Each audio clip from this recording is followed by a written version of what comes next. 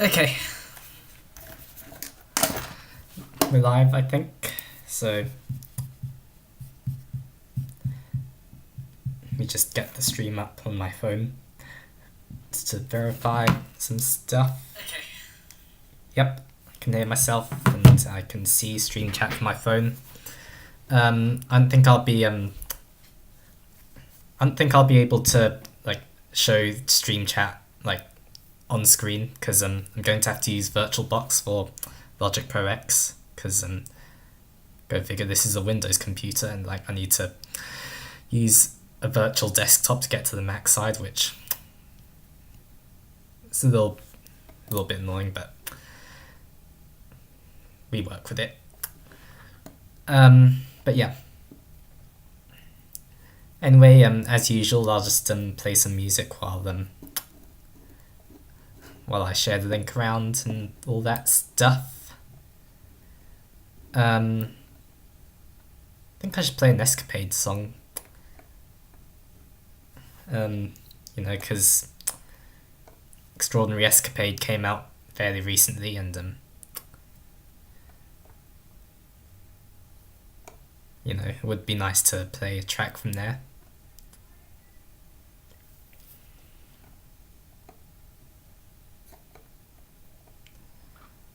Let's see. What track should we play?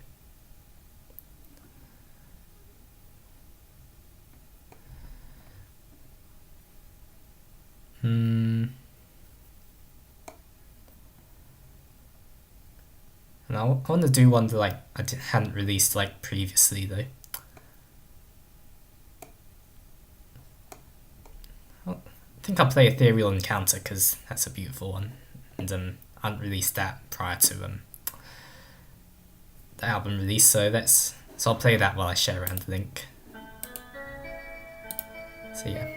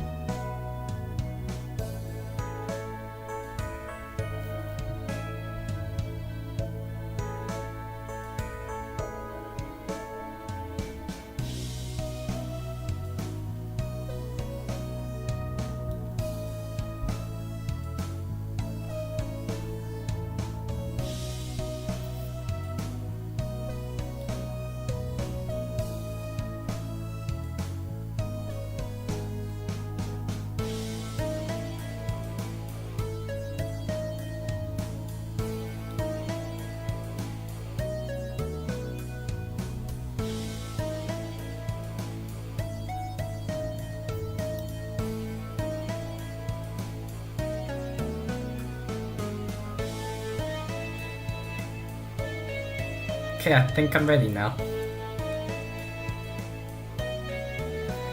So let's get into it then.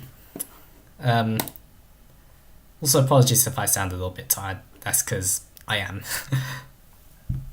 I had to stay up until like 4 a.m. twice to finish some coursework, If you've not been following my community posts recently, that's the thing that I've had to do, and it's been exhausting.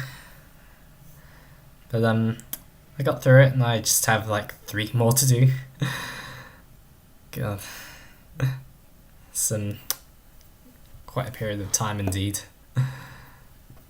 That said, I do have some time to do a live stream today, so I might as well take advantage of that. Because I've done like 1 of them and handed them in. Plus I had to get extensions, by the way, but yeah. Anyway, in terms of channel progress, channel progress is looking very good as of now. I'm at 300 subscribers as we speak, as you can see here. So thank you all to everyone who has subscribed and got me to that milestone.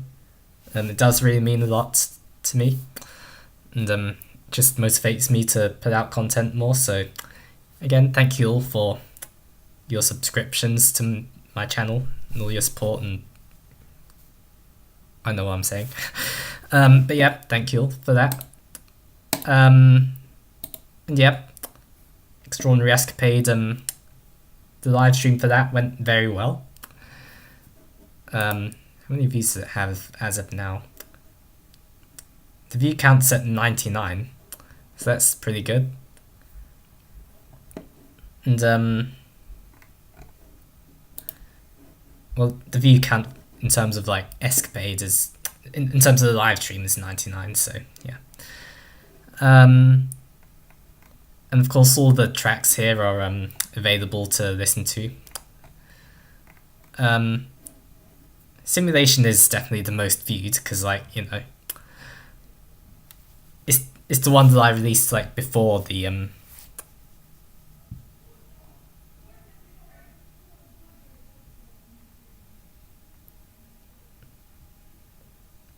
there's some people in the background, but it's fine. Yeah, because Simulation I released like before the album officially released, so the fact that it's getting all the views is expected. Plus it's a very fun song, such a with all the synths and all that.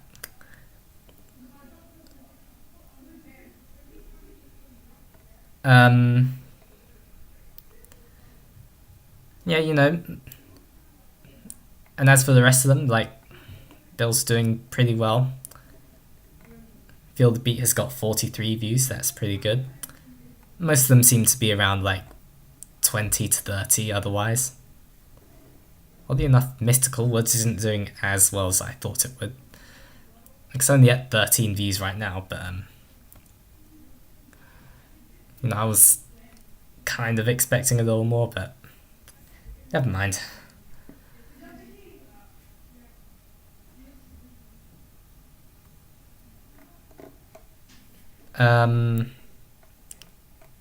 What else is there? And of course, like, I released my remix of You Belong With Me yesterday. So that went pretty well. And it's actually a pretty good remix, by the way. I mean, I'm kind of biased because it's my remix, but I'm proud of it. And Second Channel's also been getting some content as well. I've had like since I did a live stream on this channel, I've released like 2 mashups and 2 more drum covers. Also like a fun little Beat Saber video, because why not? I was at home during Easter and got the chance to record a quick Beat Saber video. So yeah, there's that. And yeah. Now this is the point where like I push my subscriber goal, but like I'm at it already. I mean, I can show you all my progress on Social Blade. It hasn't actually updated just yet, but if we go to live count,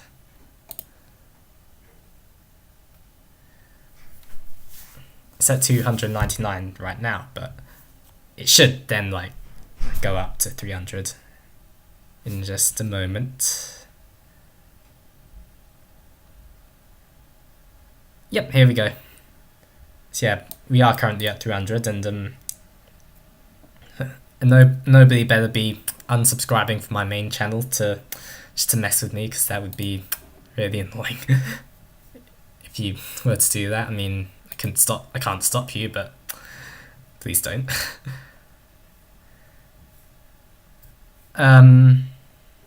So yeah, of course this is where I would usually say subscribe to the channel, because we are trying to reach a subscriber goal, but we've reached the milestone, so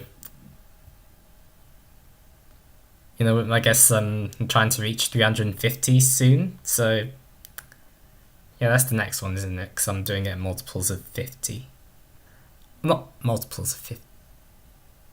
Actually, yeah, multiples of 50. So yeah, we are trying to reach 350 fairly soon. Actually, it would be pretty cool if I could get to like 1,000 before the end of the year, but like I'm pushing it now. There's no way that's gonna happen, right? It would take quite a big miracle to get there, but yeah. Either way, I think I should probably get into the content of the live stream now, shouldn't I? For the one person watching right now, I guess. Though I think that one person is just like me on my phone, probably. Oh, I'm so tired right now. But we'll get through it. So yeah, this is a making music live stream. It's been a while since I last did one. I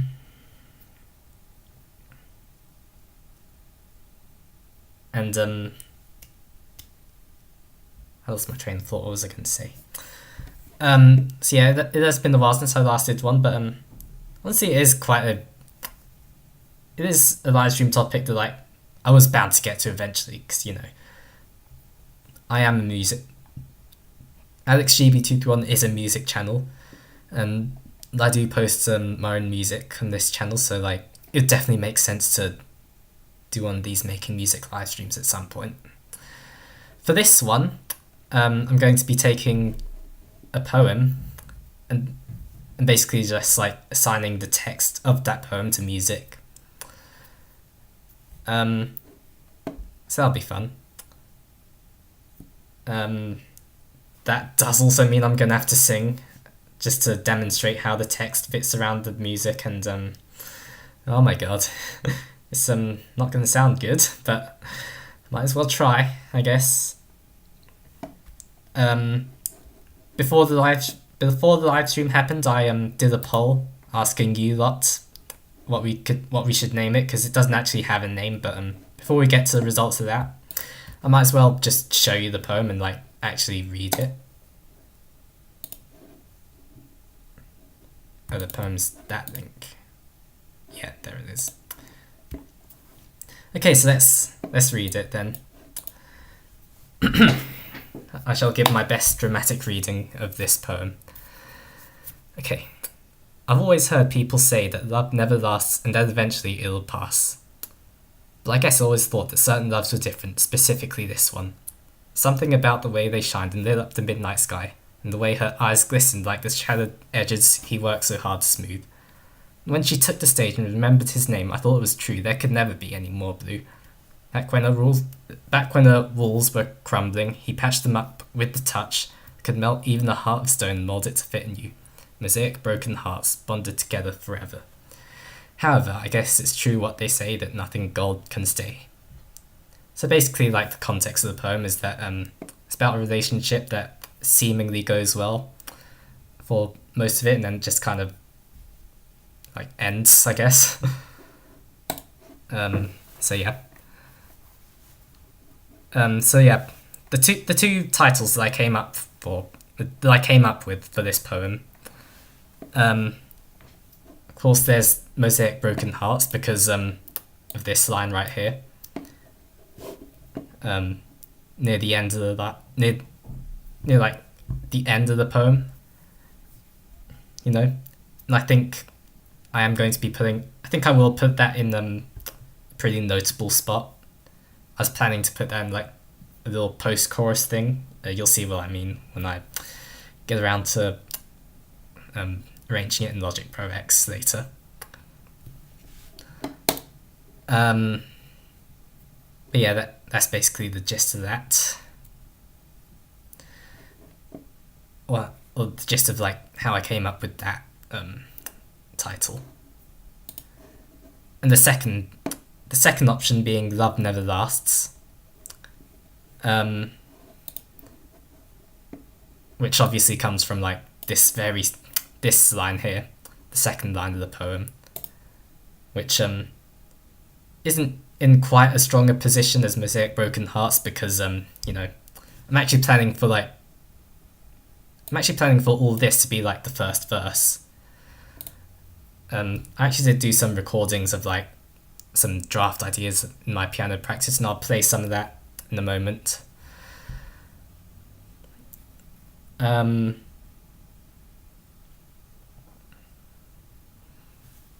yeah, it is a good title, and I do like it. Except, you know, it's not really in the strongest position. It's probably only going to be sung like once or twice, maybe, because I am going to repeat the first verse. But in terms of like what you lot think, I have one vote. And that's for Love Never Lasts. So based on like the overwhelming majority of people that voted on this poll, I guess that's what we're gonna go for. I mean, I personally prefer Mosaic Broken Hearts, but I guess if that one person voted Love Never Lasts, like, yeah, I guess that's what we're gonna go with then. Yeah, I might have 300 subscribers now, but like still not a lot of people actually engage with my stuff anyway. So you know, most of my 300 subscribers are probably like old. Well, not old necessarily, but like you get what I'm trying to say. Like they're around like a long time ago, like aren't as invested in the channel now, I guess. Anyway, I'll show you a lot of my draft ideas quickly before we go. First of all, I have a little introductory arpeggio thing.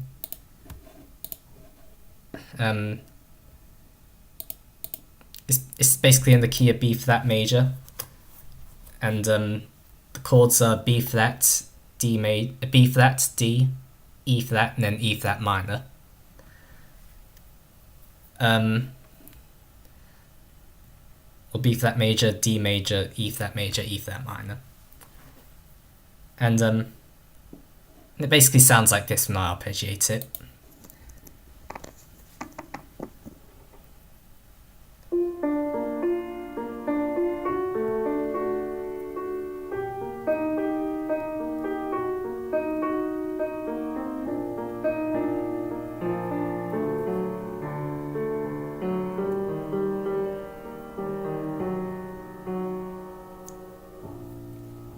Yeah, it does sound nice. I do really like that progression. It's actually the same progression used in a song called Creep by the band Radiohead. I do like that song too. And the variation of it is actually... And I actually used a variation of this progression too in the Dreary Summer Day. Except the 3 chords is minor, not major. But of course, that 3 chord can also be interpreted as a secondary dominant, except it resolves deceptively. You know, upper half step to E flat instead of like down a fifth or upper fourth to B flat. Or not B flat, but G. minor. So yeah.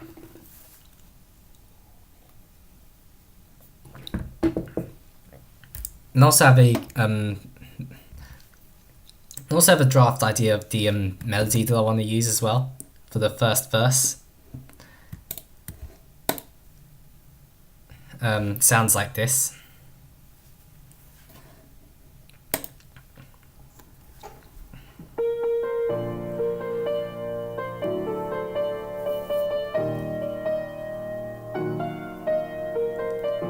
And yeah, I didn't actually sing it because my singing voice, at least I couldn't be bothered at the time of recording.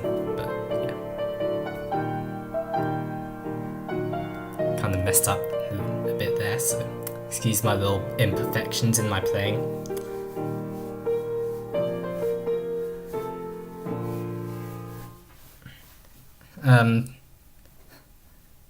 And yeah, there's a little like rare occurrence of me like actually playing piano for you lot. So there you go.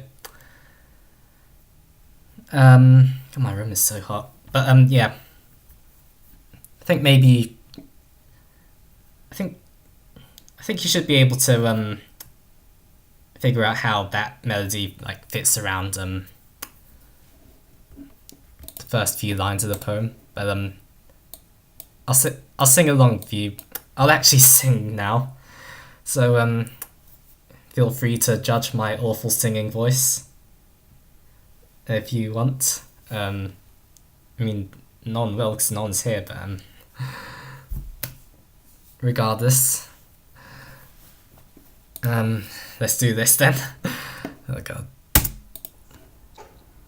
Okay, I've always heard people say that love never lasts and that eventually it'll pass, but I guess I always thought that certain loves were different. I've always heard people say that love never lasts and that eventually it'll pass, but I guess I always thought that certain loves were different. Specifically, this one. Well, yeah, I'm singing along to like a draft version, so you know. I mean, that was my singing voice didn't really do it much justice, like in that regard either. But yeah. So yeah, those are my draft ideas. But yeah.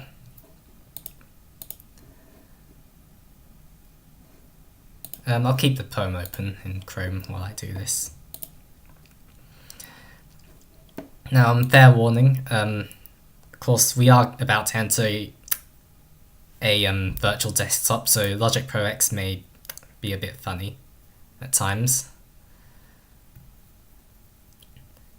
You know, I've had my fair share of system overloads and all that stuff. Hopefully it won't happen too much today, but it might. We'll see. Hopefully it doesn't.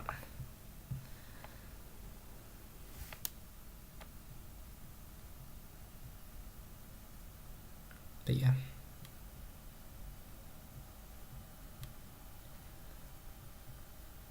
In fact, I actually kind of want to get some more water quickly, so I'll be back in a few seconds. Like, it'll probably only take about a minute just to get some more water.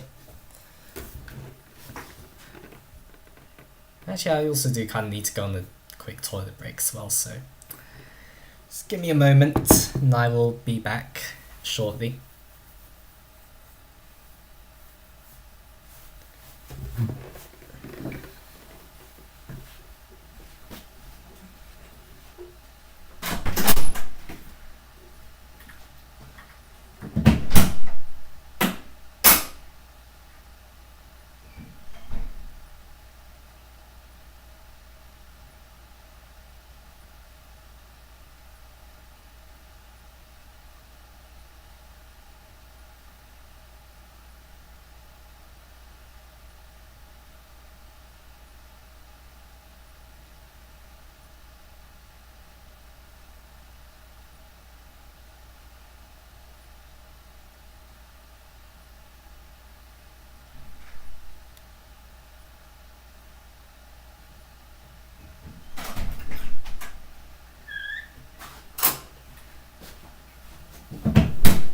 Yeah, and I should probably also like mute my microphone while I go to the toilet so you lot don't have to hear me.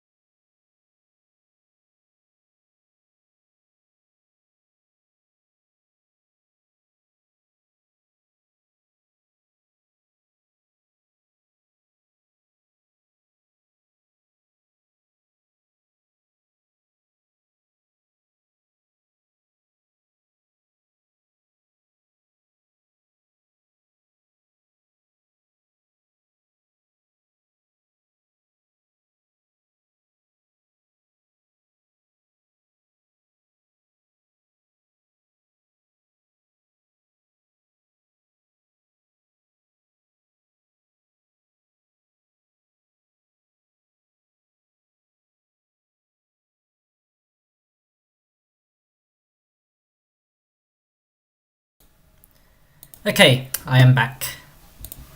Okay. Okay, let's go.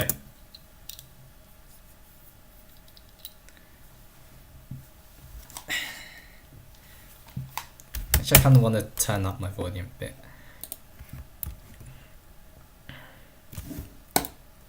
You know, I'm actually gonna have to like listen to the music, obviously. Okay,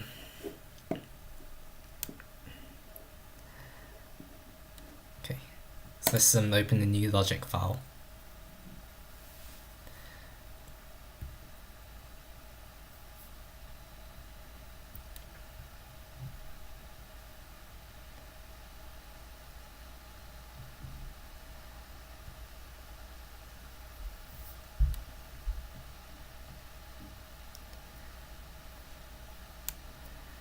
This might take a while. So yeah. Come on, logic. Okay, there we go. Empty project.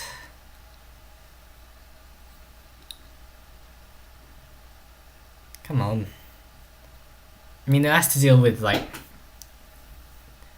I mean, you know, it does have to deal with both OBS and this side of the desktop, so hopefully things should run smoothly, but if not, then I might have to actually cancel the stream, just like let you know in community posts how things go. But hopefully things will go just fine. Hopefully. Okay. So first of all, I want to I think I want to change the instrument. I was thinking of putting it on synth actually. Probably like a synth piano of some sort would be good. Let me try.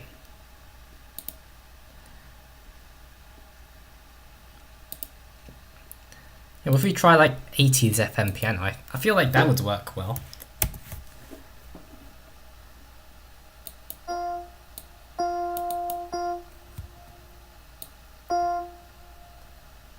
It'll sound like very let's keep it at 80 velocity. In fact, I think it was, yeah, I think it was it's sending arpeggio and then like up.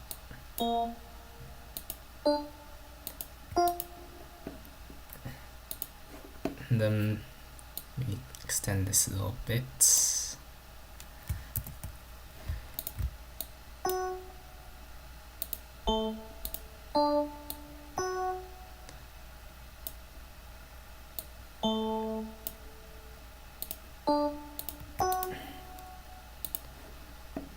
The key is of course a B flat major.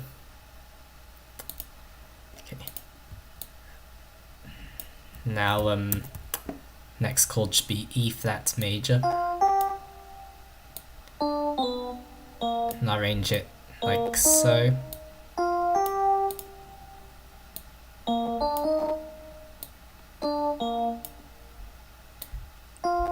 And then like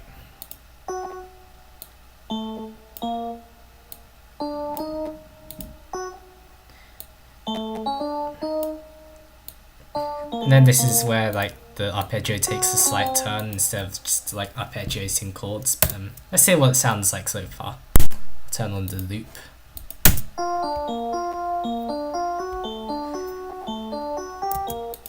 Oh, I don't actually play that twice. I actually just sustain in F sharp there.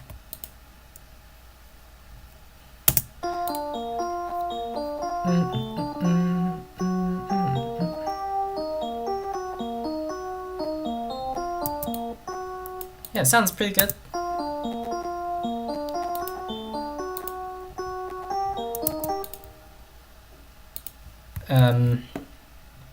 Actually, it would be a descending arpeggio there.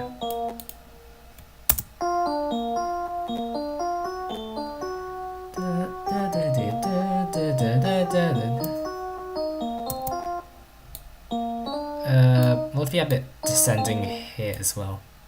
For the E flat minor.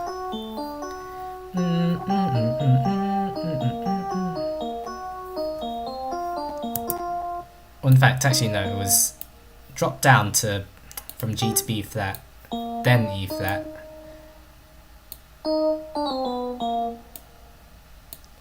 I think that's how it went.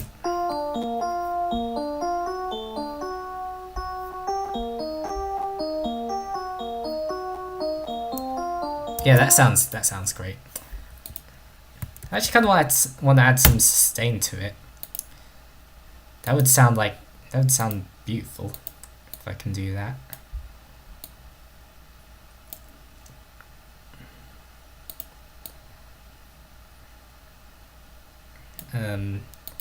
Non's actually in the live chat right now to offer feedback or whatnot, so I'm just gonna have to go on my own judgment, but that's what I usually do when I write my own music anyway.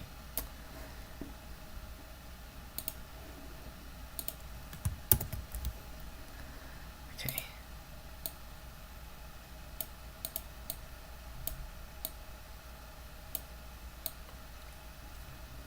I mean, the whole point of me setting up this live stream was so that people could offer feedback, but like in real time to influence my decisions, but I guess no one really wants to take me up on that, so whatever.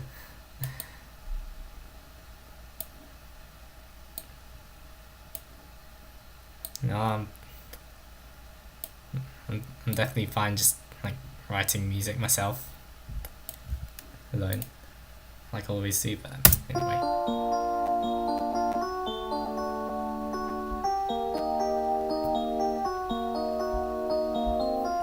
Oh, that sounds so freaking magical right there. I love it. I love it with the sustain. It sounds amazing.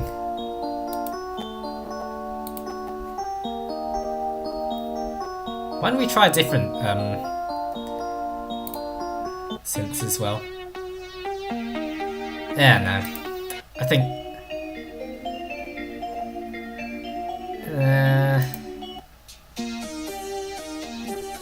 yeah, 80s FM piano, definitely. Let's just keep it as that. Sounds... God, I love that. Anyway, let's actually continue the arpeggio pattern. So yeah, this is where it gets a little bit more decorative. We actually go up to the E flat in this B flat major chord, which E flat isn't in the B flat major chord, but it does sound nice, and the E flat does resolve nicely back down to the major third D.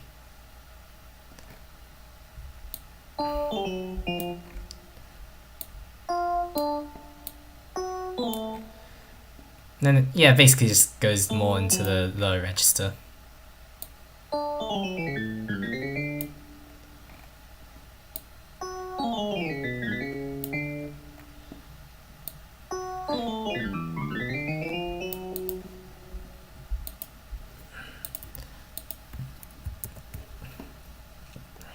and I think we can just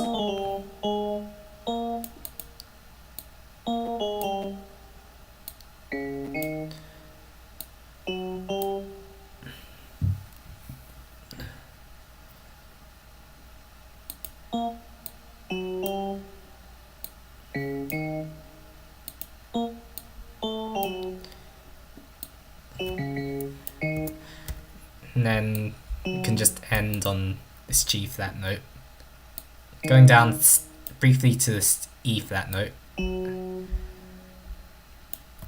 Yeah, okay. So yeah, now let's listen to how it sounds overall. Okay.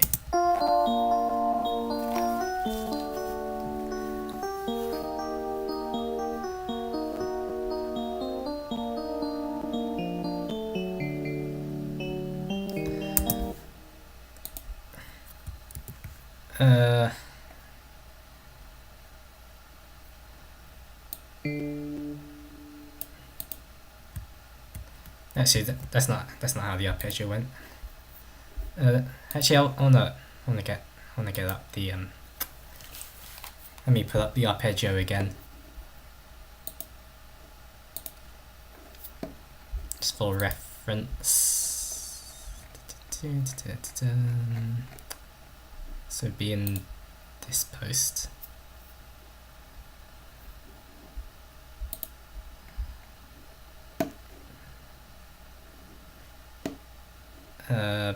Here it is. Okay, let's have a listen. Again. Okay.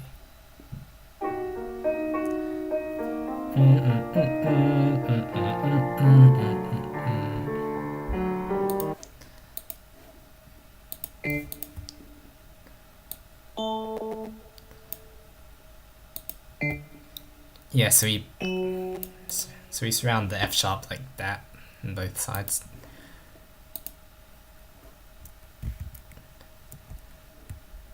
And then we actually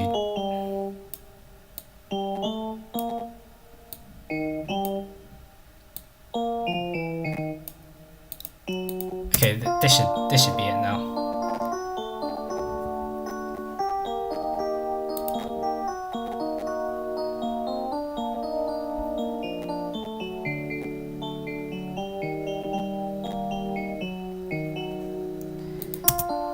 Yeah, that sounds great.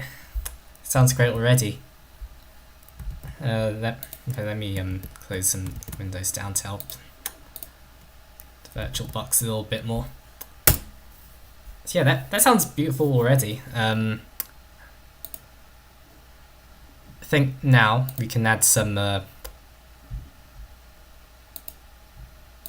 mean, in my recording, I just had some bass in the left hand, but I'm actually kind of wondering if we want to add some like full-on like guitar chords, acoustic guitar chords. That is, like, I still want to keep this section like particularly like low key.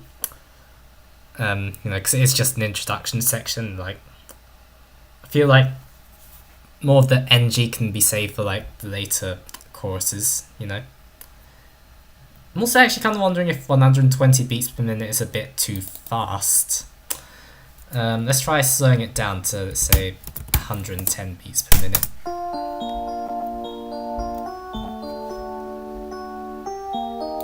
Okay, let's slow it even down more to 100. Okay, maybe that's a bit too slow. Let's try 105. That should be the sweet spot. 108.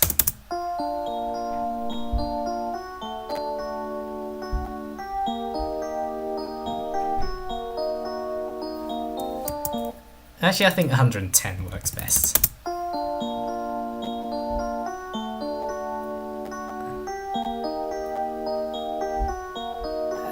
Then again, 108, I don't know. What do you lot think in chat? Oh yeah, I forget, I don't have chat to interact with at the moment.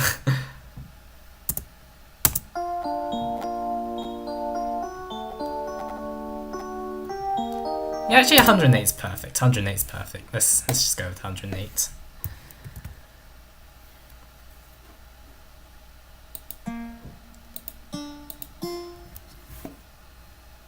Um,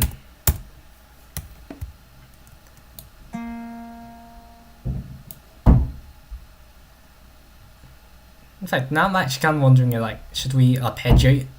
If we want to play chords, should we arpeggiate them, or should we just like play it as a chord?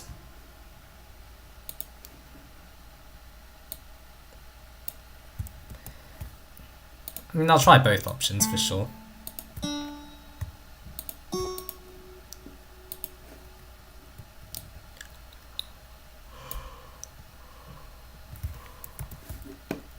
Apologies, I'm a little tired.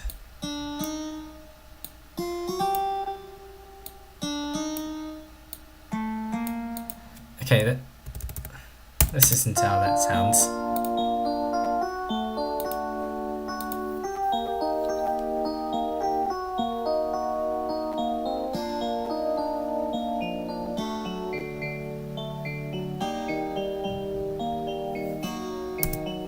Yeah, actually, I think we should definitely arpeggiate it.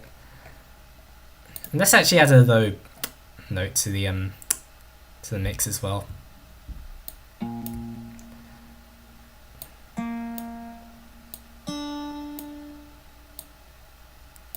Oh, come on. Okay, so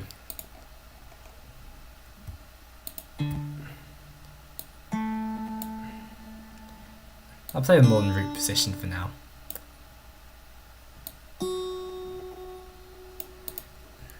And all that basically means is just we're going to have the lowest note of the chord be the lowest note, be the root note, you know.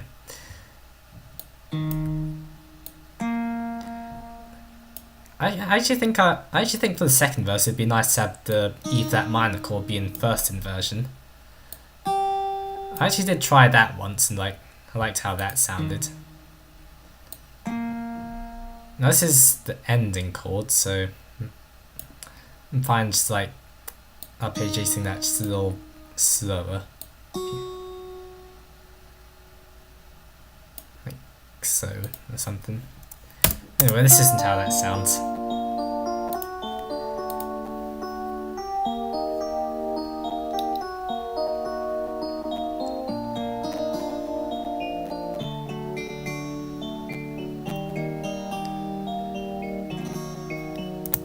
That sounds great. In fact, let me listen to it like with my headphones like actually on, because like I was kind of listening to them like just kind of around my neck, but like let me listen to them actually on so I can hear how it sounds.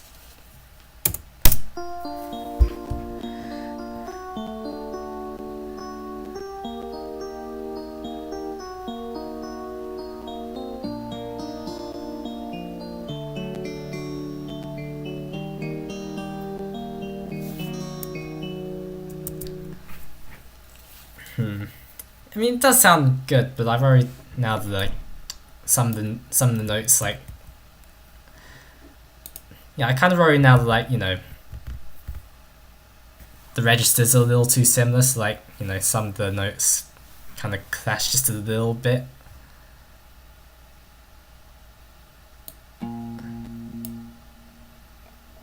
But I don't think lowering it by an octave, no, that won't help. Nor I think like taking it up an octave, I don't think that would work either.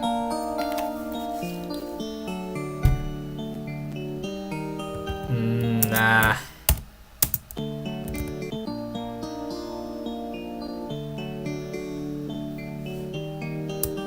I think we just need to like turn down the acoustic guitar just a little bit, then I think it worked better.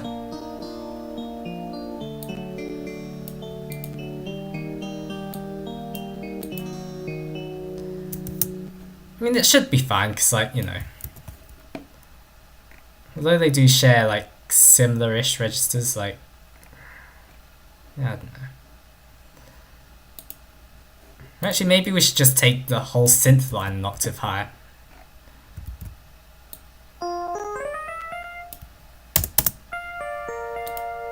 Yeah, that's better, that's better.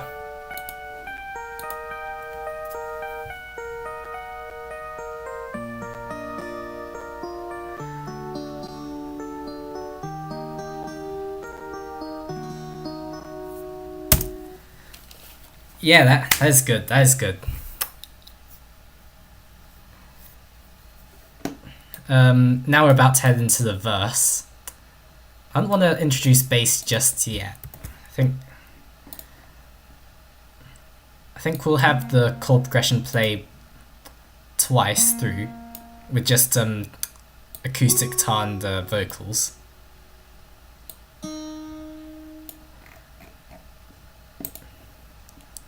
And by the way, I will actually include some melody instruments.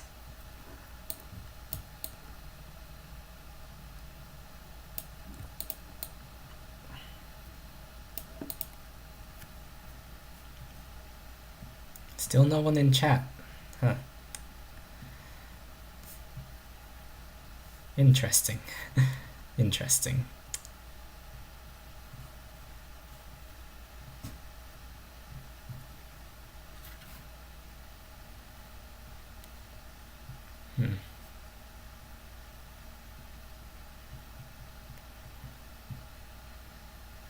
Okay. Yeah. Still no one in chat just yet. Yeah. In terms of how I want the verse to sound.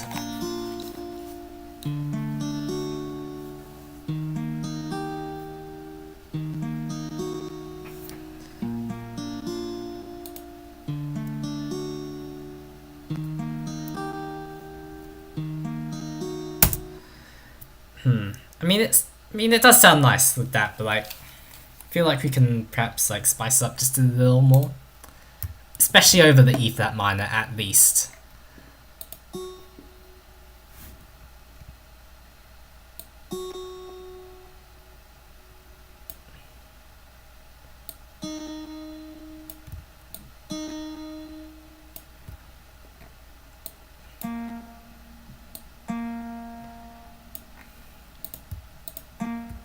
Oh.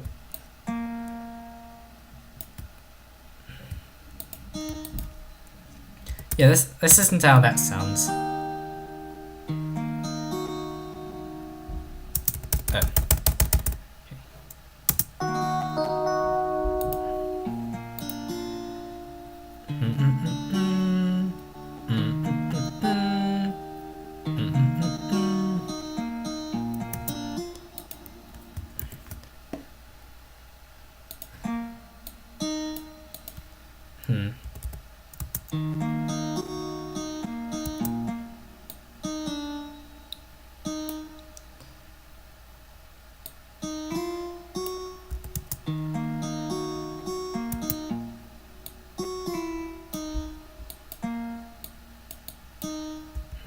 I mean, it's not sounding exactly.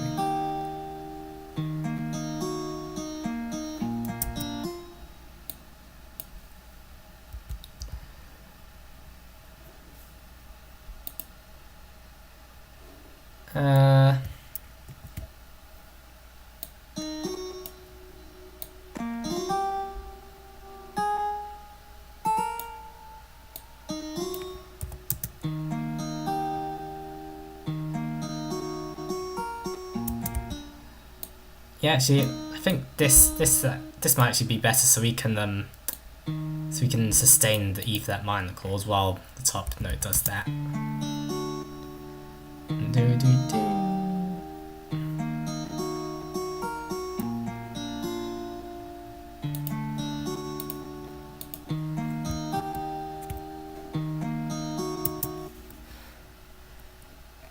Now for this one, this is going to like feed back right into the loop of the first verse. So I kind of want to do something a little more fancy there.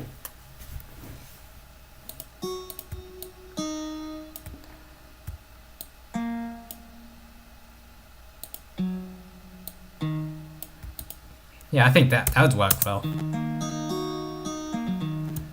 Yeah, I like that.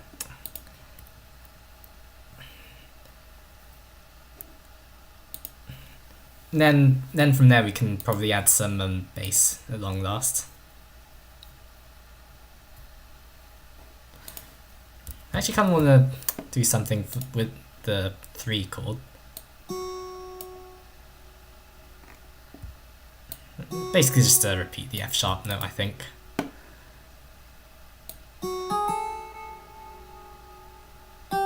Yeah, I think, yeah, just that would work to add interest. So overall the pattern would sound like this.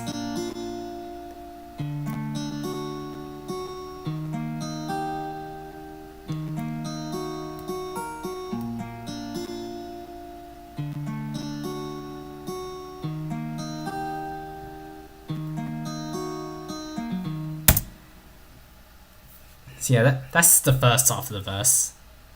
Then I think what I want to do for the second half is actually like strum the chords. And perhaps you can like increase the velocity slightly to like 90.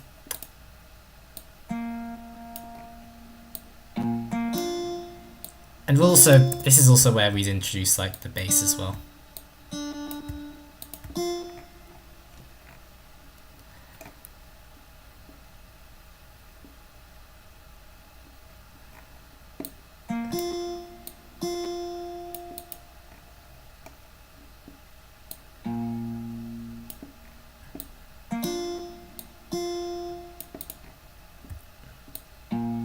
Okay.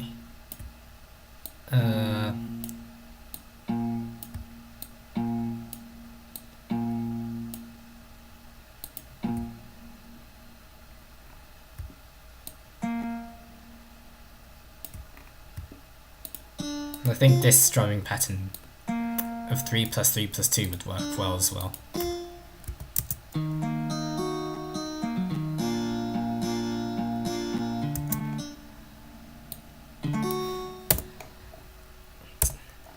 Yeah, that helps to set us up in motion a little more.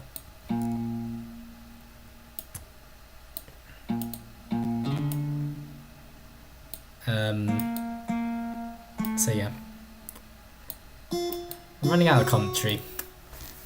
Just because I'm just so focused on the arrangement that like commentary can be a bit difficult when you're so focused on like arranging music, but and also like I don't have much stream chat to talk with.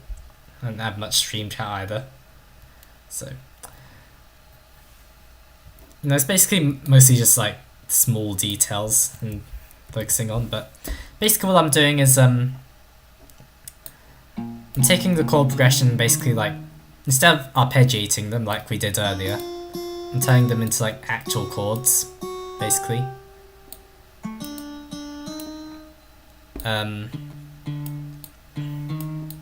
Like with an actual like chord progression.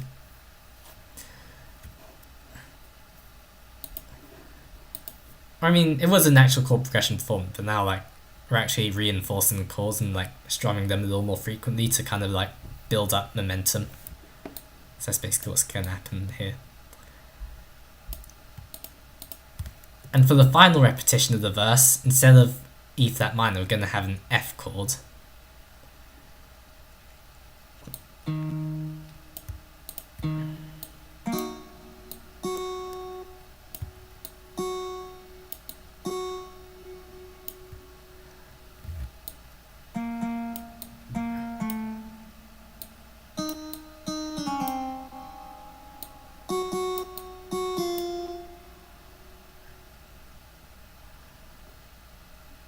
And yeah, I wanted to make it a quick suspended 4 chords as well.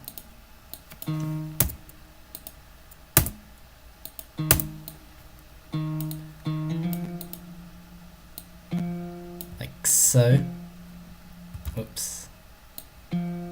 Okay, let's listen to how this sounds so far then.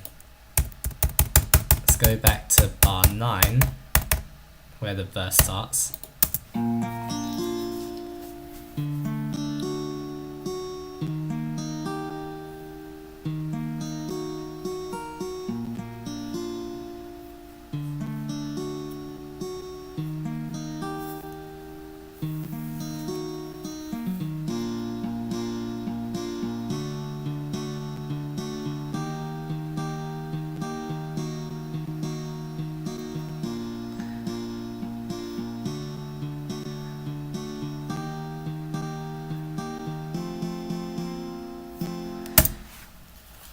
I love this. I love that chord progression a lot. It sounds so beautiful. Anyway, I'm just going to make the instrumental first quickly, then I'll add the melody in. I wanted to add some bass to this section. I think some fairly subtle drums would work in this section as well. Like, I don't want the drums to be too overpowering for this intro section, but definitely some drums would work well. Okay.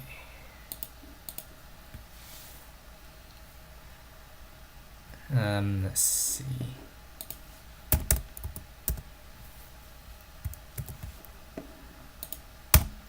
Okay.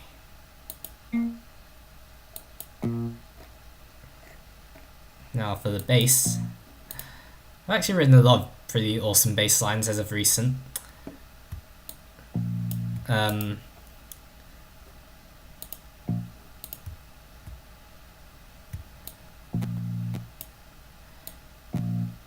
Like writing bass lines and writing drum parts are definitely like my two best points when it comes to like writing parts.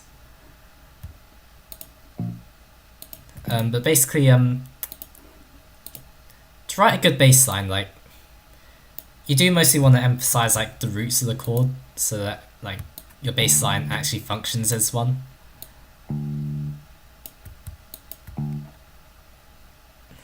Actually, I think it would be best to go down to the D, down to the low D right there, down to the low D. Basically, like emphasize the root note a bunch. You can add some passing tones to help and keep it dynamic as well. I'm kind of wondering if I should save the more active bass line for like later, like maybe just like sustaining the root note over each chord would work a little better for this.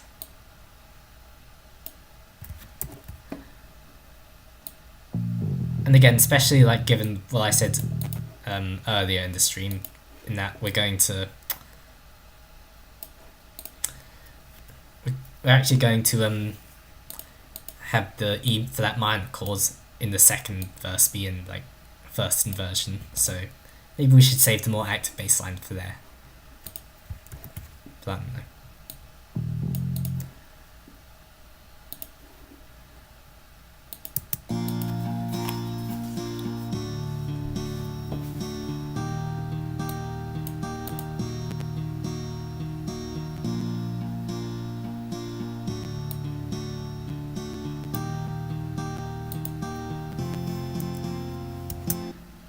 Oh yeah, for the bass over the 5 chords, we want it to emphasize that little rhythmic hook there. Okay, let's listen now.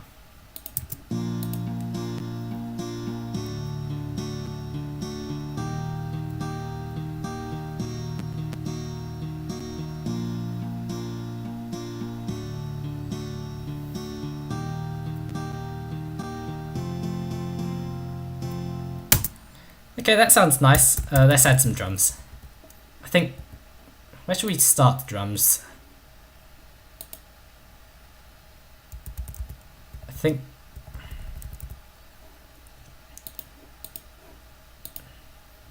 think for the start, I just kind of wanted to do some like fairly subtle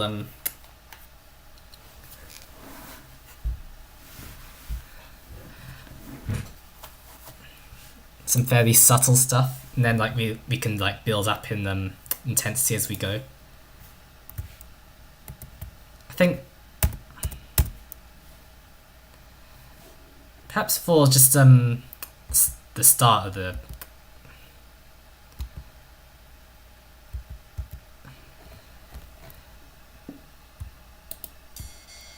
I think just some like fairly subtle ride cymbal hits would work for the drums in the opening section. So perhaps like some like quiet hits.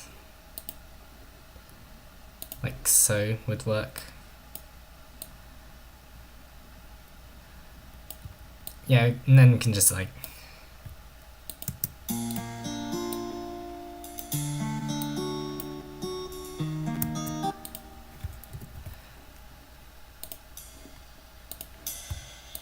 and then like perhaps for that chord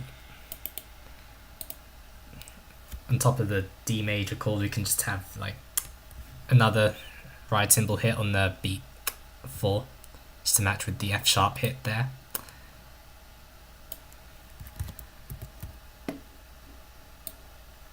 Okay. And also like leading into it can have a quick ride cymbal fill there. Okay, let's listen.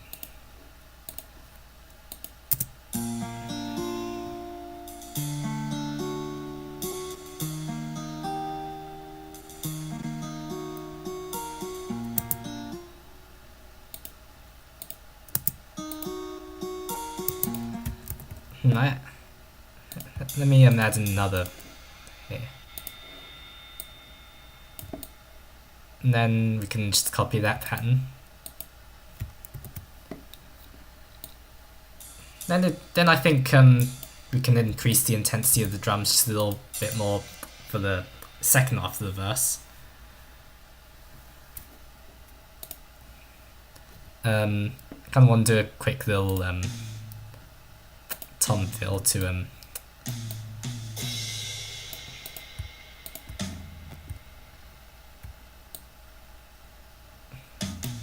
it starts in the and of 3.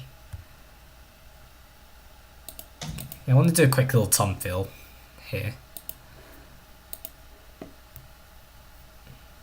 Then we can do some like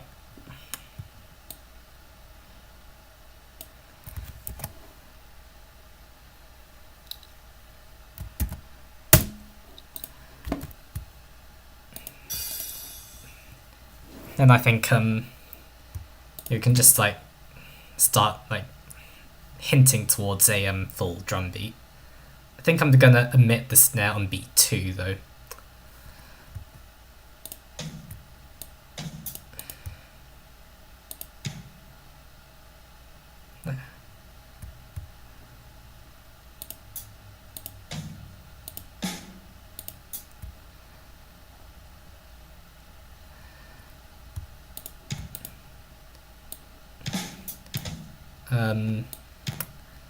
Plus like some extra little tom hits every now and then too would work. Where the hell is my live chat?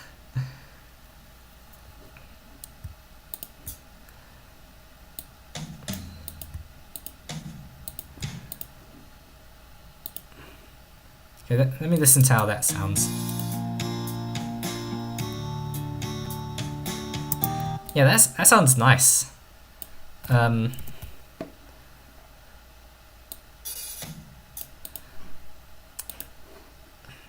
Yeah, and I think we can just like have that drum pattern like repeat. Okay, anyway, let's listen to how the whole thing sounds right now.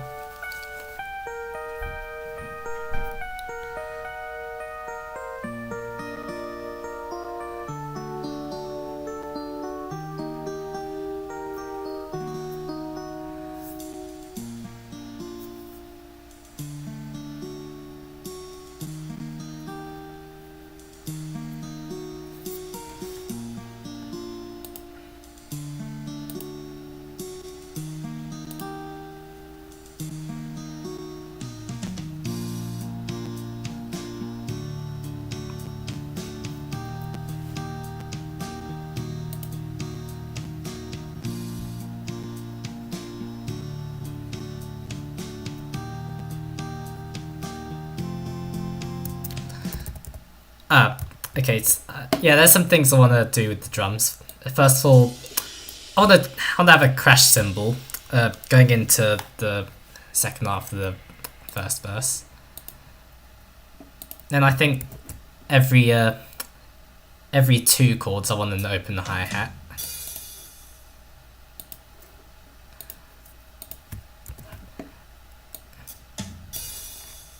And then And perhaps for just leading into the F major chord, a big 5 chord,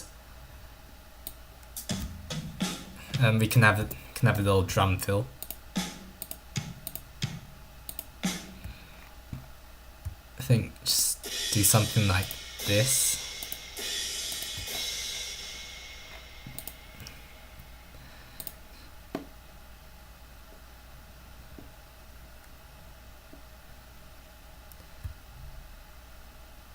And then, yeah, I think some tom hits would work to transition into the pre-chorus, which I'll show you what I'm thinking of for that. Let me actually just play from the second half of the first verse, so bar 17.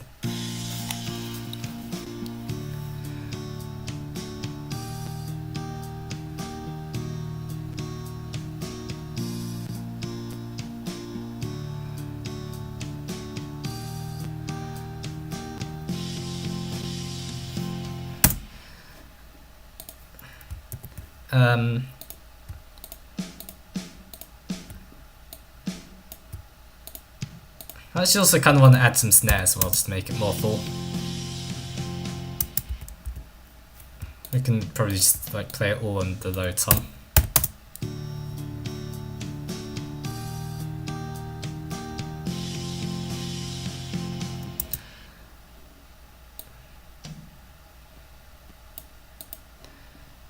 Yeah, that sounds good. That sounds good.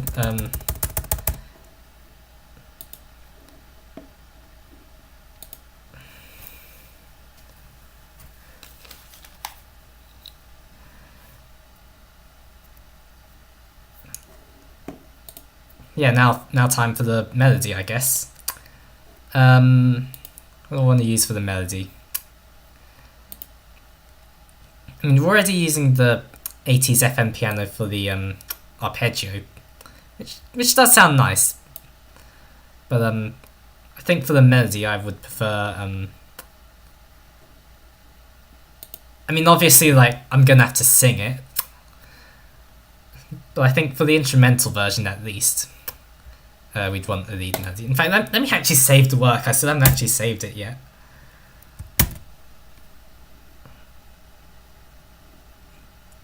I'm gonna put this in my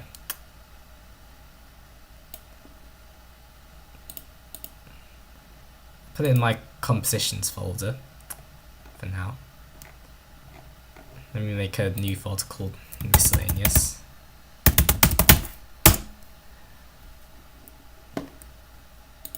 And in light of the one person who voted on my poll, at least that's why it was last time I checked. I doubt anyone new has voted. Yeah, still one person who voted on the poll, but you know, in light of that one person who voted, we shall proceed with the title "Love Never Lasts" for now, just to make whoever voted happy, I guess. But yeah. Anyway, yeah.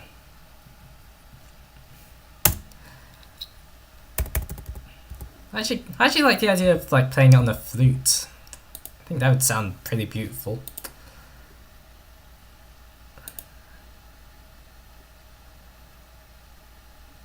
Be on the woodwinds flute. Okay. So.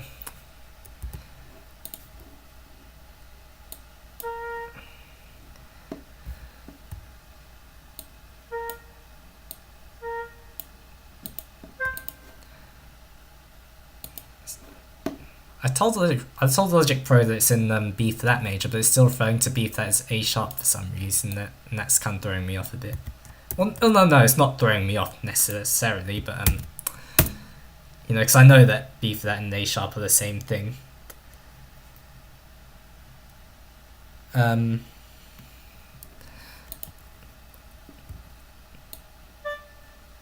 it is kind of weird that it still refers to B flat as A sharp, but yeah. feel like people tend to prefer sharp notes usually.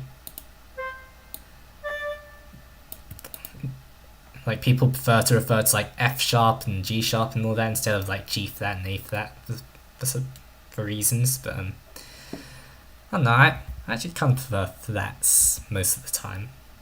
It's when we get into, but I don't mind either. I mean, it depends on context really. I mean, once you get into like double flats and double sharps, like, yeah.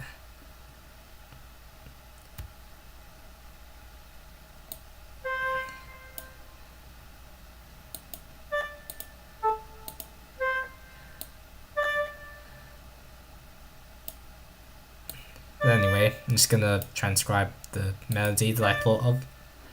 So it's.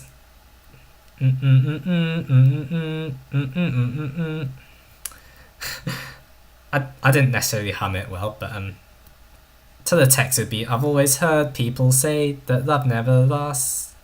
Should I pronounce it lasts or with the American accent lasts? I always feel so weird doing an American accent because I was born and raised in like the UK. Like more specifically, I was born and raised in London. So like I'm so used to like speaking with a British accent that doing an American one just kind of feels a bit weird for me. I don't know. It's probably just me. I've always heard people say that love never lasts and that eventually it'll pass.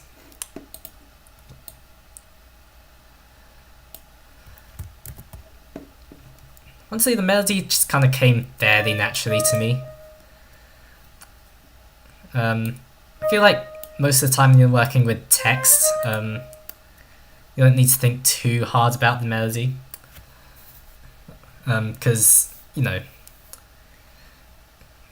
language just kind of naturally has like a pattern to it.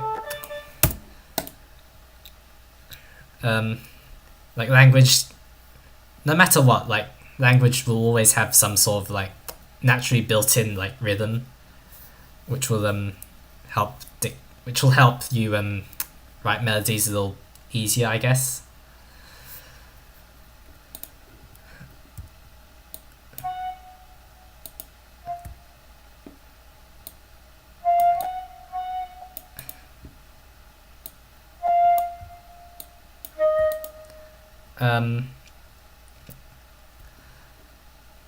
So yeah.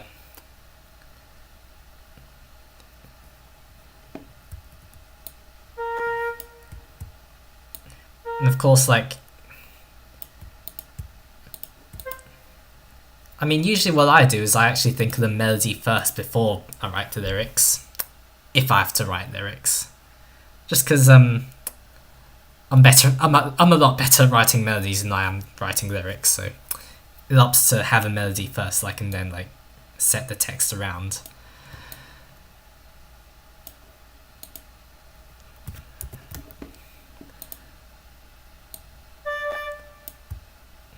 Then here we need to drop down for, but I guess I've always thought. But I guess I've always thought that.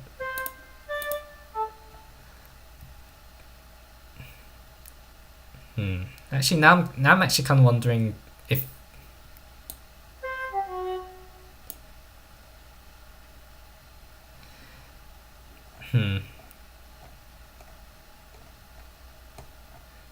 Is that probably going a bit too... Is that probably pushing the vocal range a little too much if we go down here?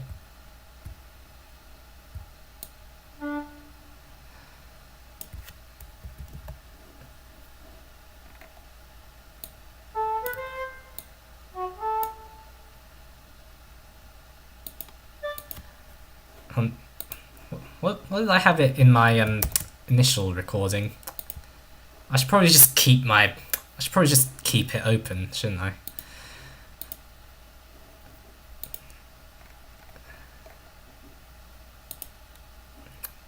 Should probably just keep my initial draft recordings open, shouldn't I? But yeah.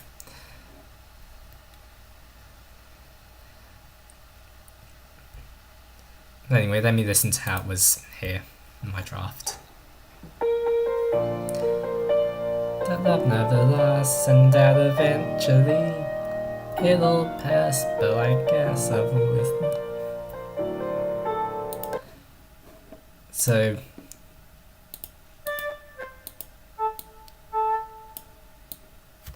yeah, it just goes down to this A here.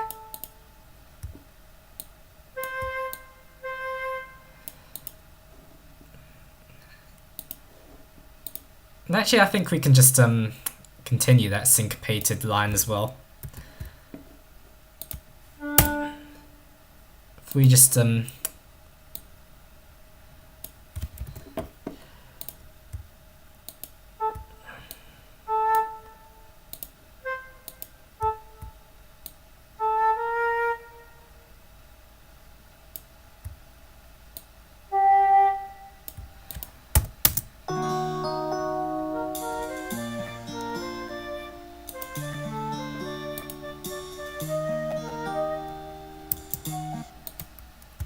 oh, that sounds wrong. I think... yeah, I think I just... yeah. Sounds really nice in any case, but I think I need to hold out some notes a little longer for them to leave an impact.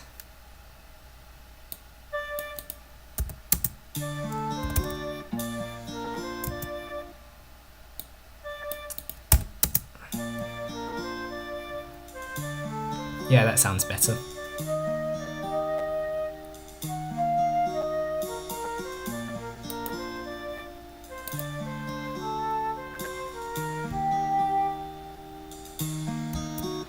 Yeah, that sounds really nice.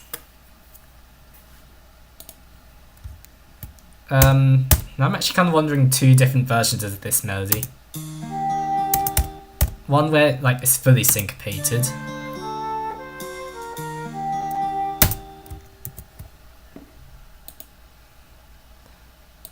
And then one where like different actually falls on the actual beat 4 instead of on the and.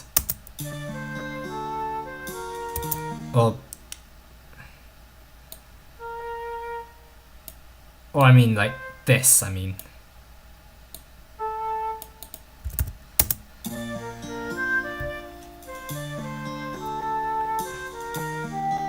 Yeah, where falls on beat 4 and then different falls on like the and of 4. I actually think I prefer this version a little more.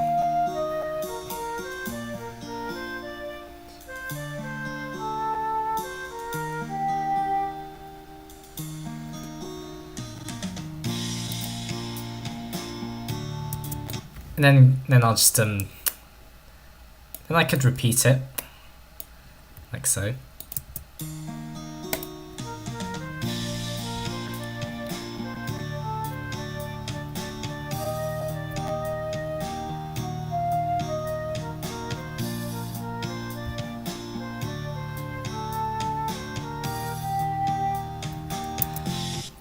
And then of course we want specific. Then we want the line specifically this one to end the first verse, like so.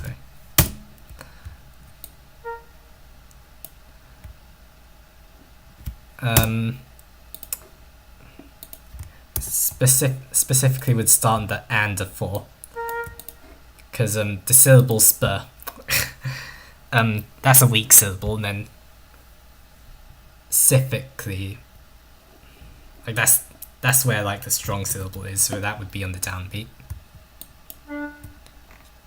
Whoa.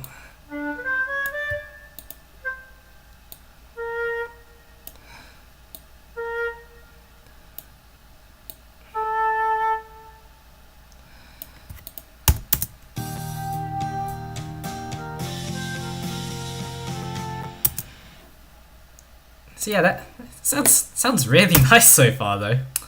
Let me put my headphones on, just listen to the entire thing up to that point.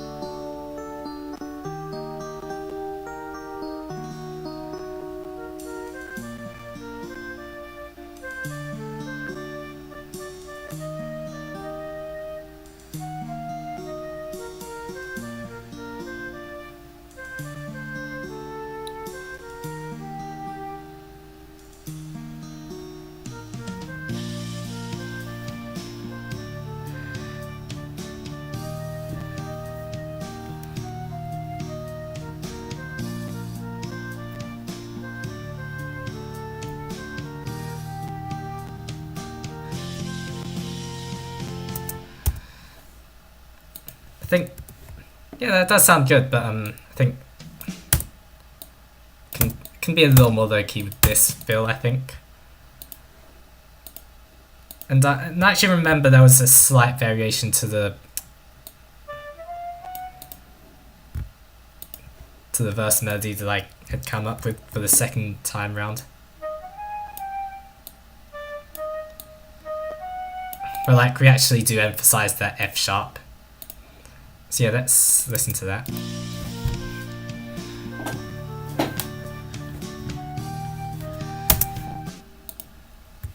We can also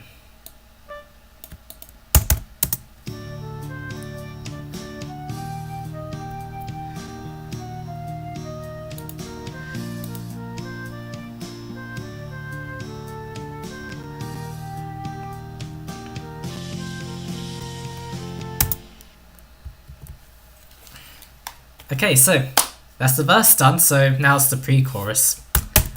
Now let's refer back to the poem.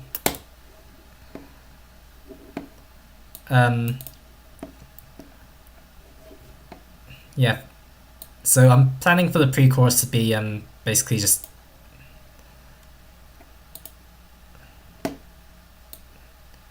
this set of text, I guess.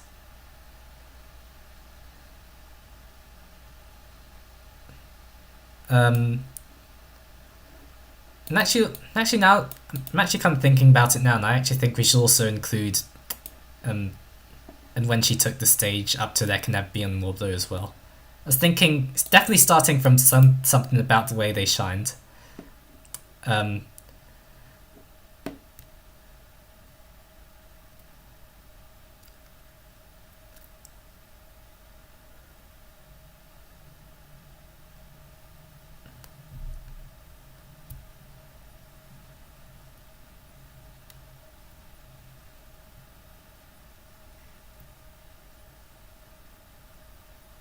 Yeah, I'm just kind of thinking about it right now.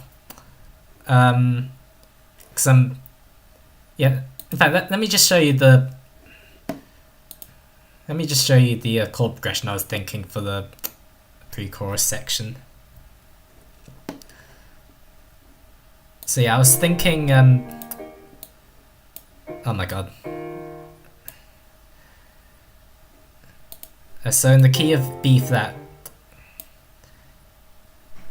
I was just kind of thinking just have a simple 4, 5, 6, 1 progression.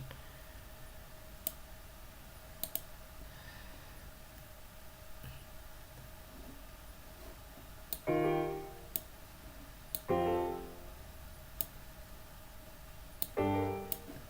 also do actually kind of like the idea of like then like the second time we play that progression we go to the D minor.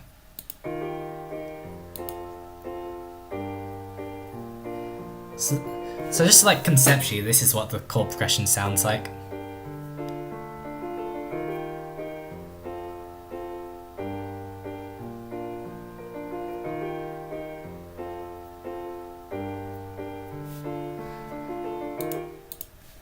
Because I was also thinking that like this section of the poem from and when she took the stage, remembered his name. Up to there can never be any more blue. I was thinking that could be like the second verse.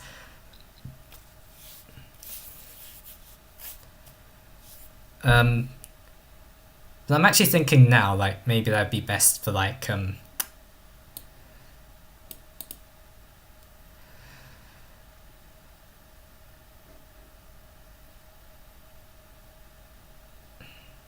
you know, it'd probably be best if like this entire section here would be like the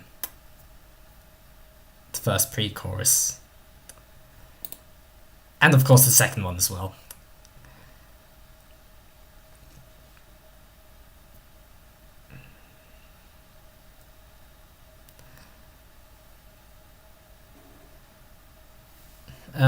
Yeah, and then basically we could probably just have first, but we then could probably just have the second verse like be identical to the first verse in terms of lyrics. Like I'm not thinking of my own text. I mean, I could, but like I don't really. I think I'd prefer not to. I definitely can't really think of any text that I would want to add, but yeah.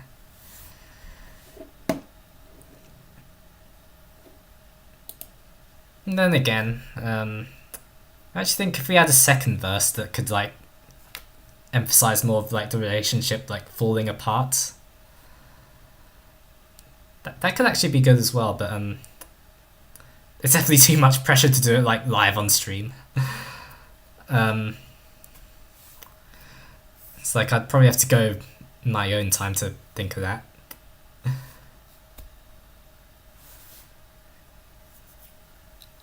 I mean, it'd probably be a short one anyway, but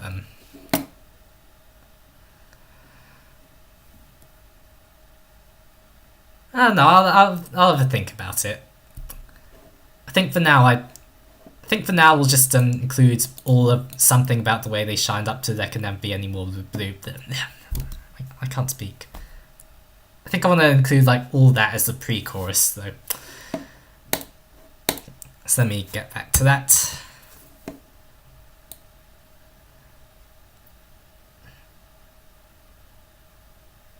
I actually want to reintroduce the synths, or like the 80s FM piano to the mix here. I just want to like have it arpeggiating, and also have the guitars as well. We'll also have the acoustic guitar.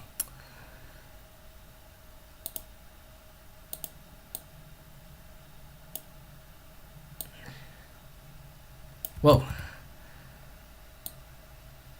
Okay.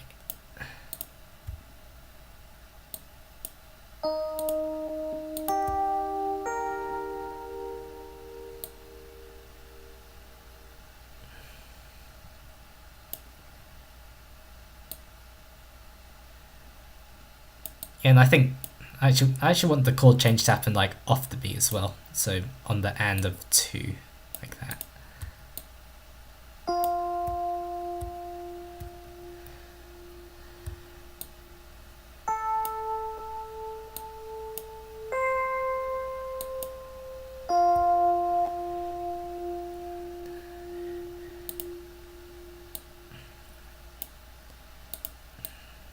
And then I think for G minor to B flat major.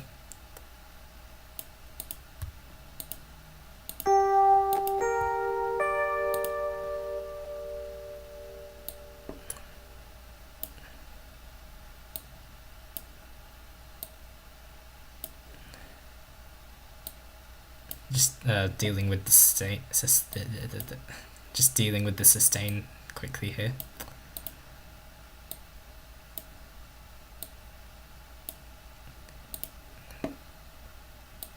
I don't know how long the stream's gonna go on for, but I mean I don't think I necessarily like plan to finish it in this live stream, but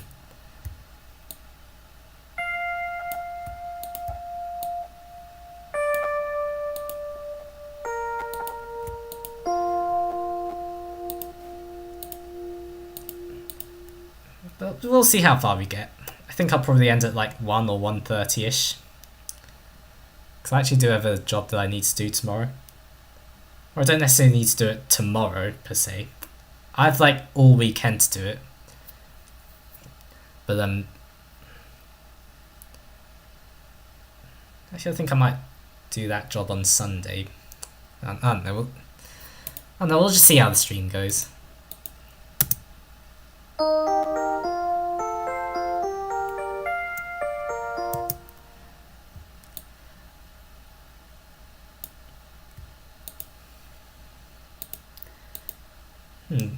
I'm actually kind of wondering, like, do we need to like let go of like sustain fully? Because like G minor and B flat share a lot of notes in common, so like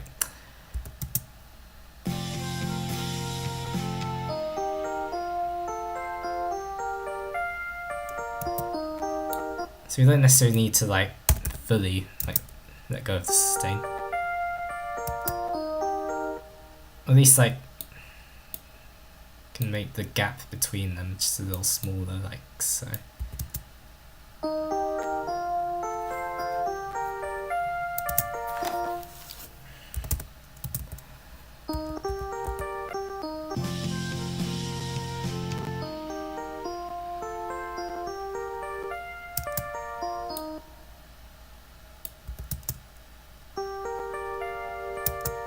Okay, that's basically nothing, but like,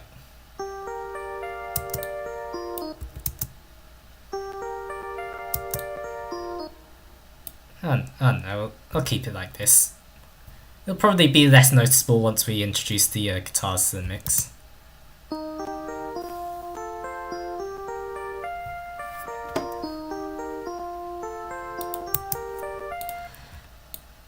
Anyway, the second time round is a D minor chord.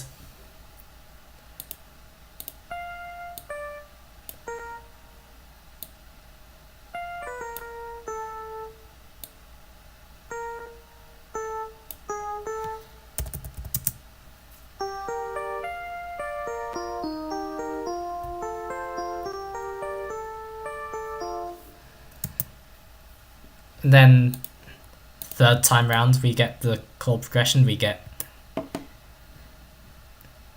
the B flat. Then we'll basically just end with Then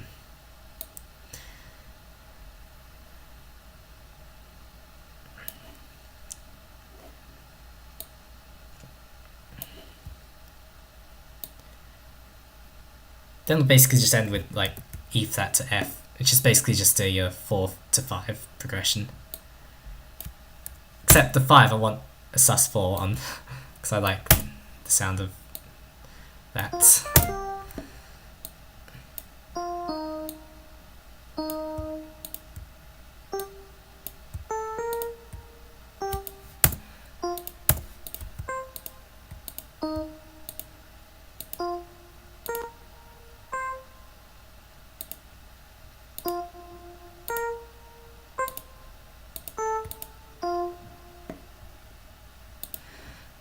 So yeah, basically sounds something like that.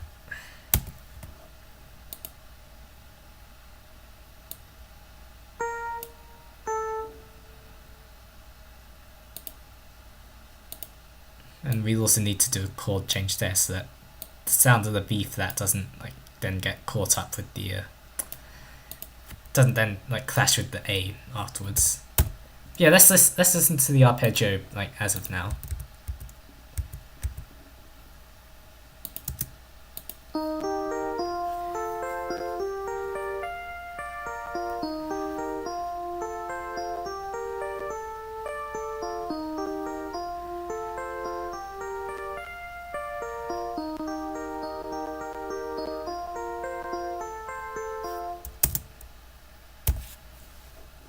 In fact, I kind of want to end on the A, because that's the leading tone in the key of B flat. So it'd help, like, it'd help that.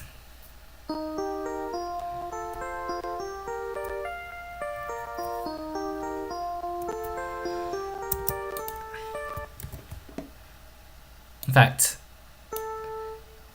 perhaps we should just introduce the A note. Whoa. Anyway, perhaps we should just introduce the A note with the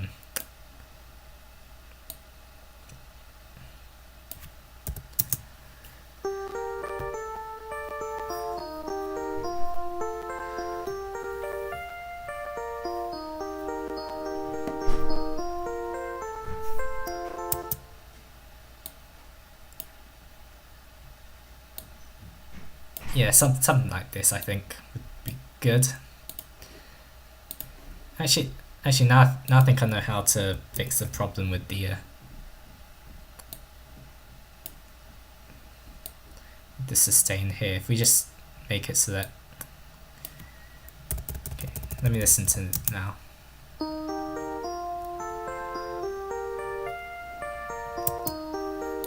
Yeah, it's a little better. I don't know, maybe it's just me though. Also, let me move it for this as well. And I can just, okay.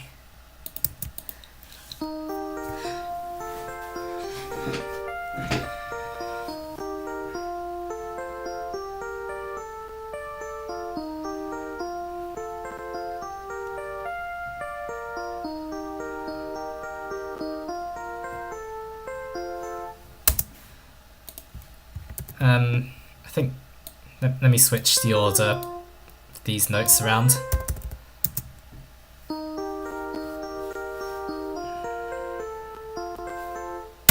Yeah, that's a lot better. Okay.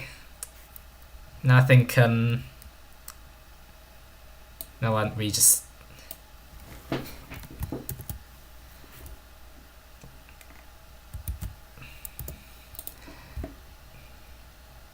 Yeah, now we need to add our guitars.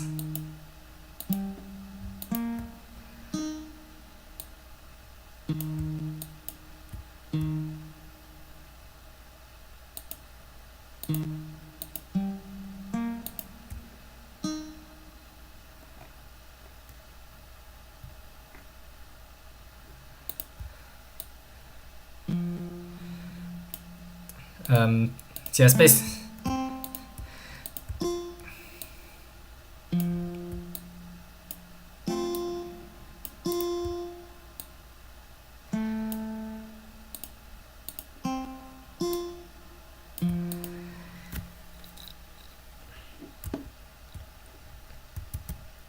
So yeah, basically just making it play the progression as well. It's basically what we're doing here. Want the G to be minor.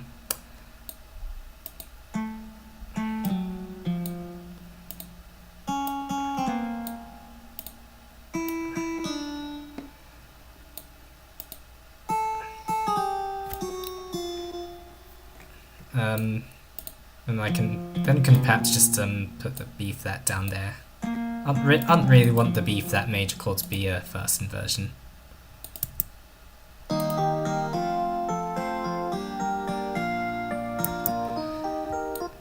Yeah, I would definitely prefer the B flat major to be in root position. Likewise for D minor.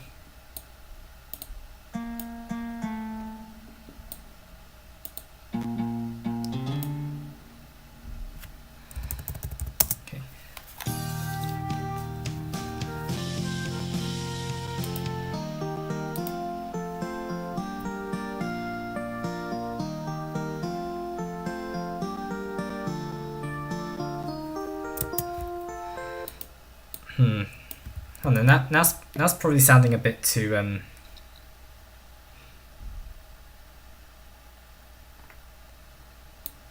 Actually no, I'll remove the extra note. The bass can fill in the inversion there, so yeah.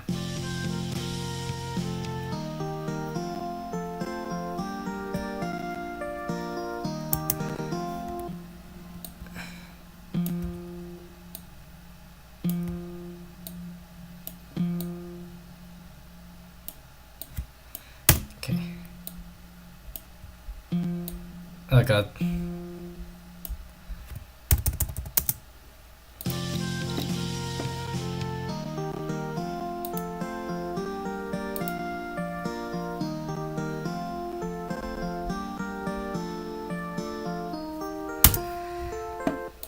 Okay, and then we can just repeat the progression again. And then for the E flat to F, we can just have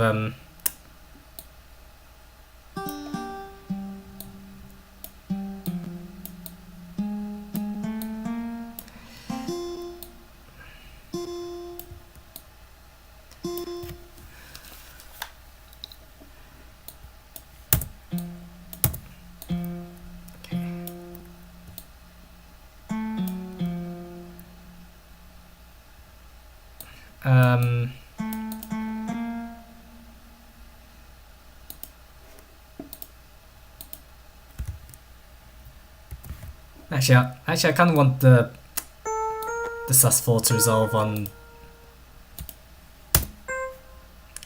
I actually kind of want the suspended 4 to resolve on B4. So it sounds something like this now. Oh. Logic being logic. Yeah.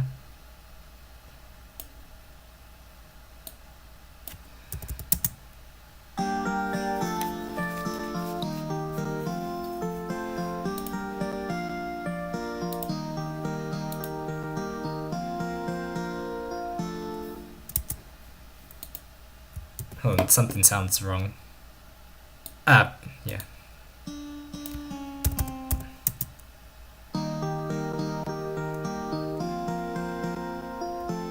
There we go. Actually, now that I think about it, if you have a D note on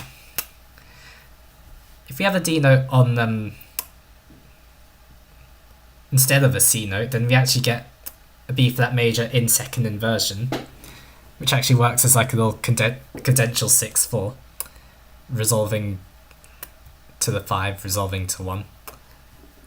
And I do like that sound a lot, so actually I actually think we can keep that motion in. Yeah, that sounds nice. just another instance of me accidentally coming up with an idea.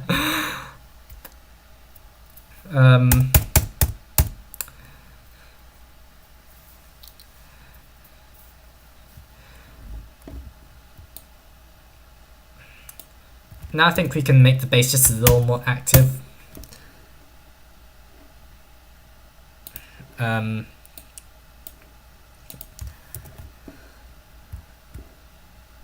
Actually, yeah, in terms of velocity, we can actually make things a little louder now. Because of course the music's actually going somewhere now.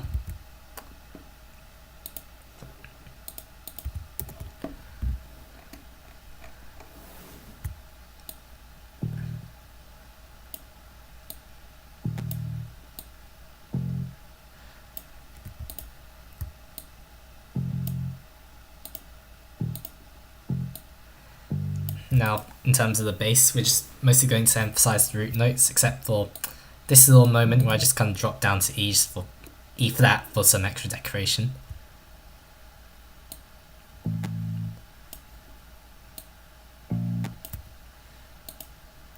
And then we have this A's little passing tone in the bass.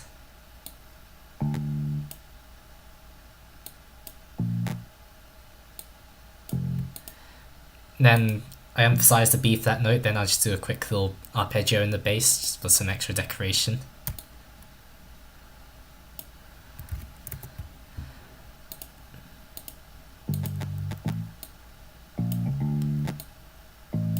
And then we can arpeggiate up to that D note there.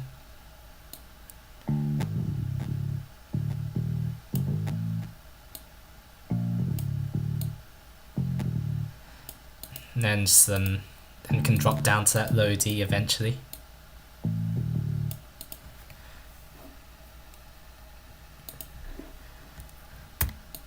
then just copy that.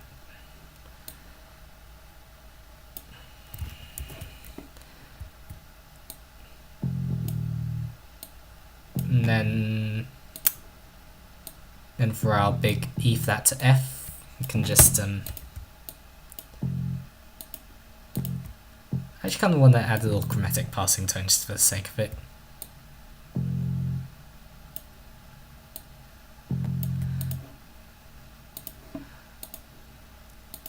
Okay, now let's listen to it.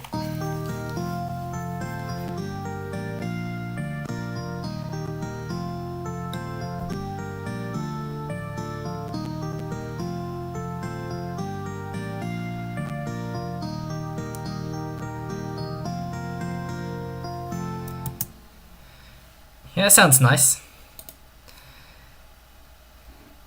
Oh yeah, and by the way, for the big chorus I'm gonna bring in the electric guitars, so yeah. But we'll get to the chorus eventually.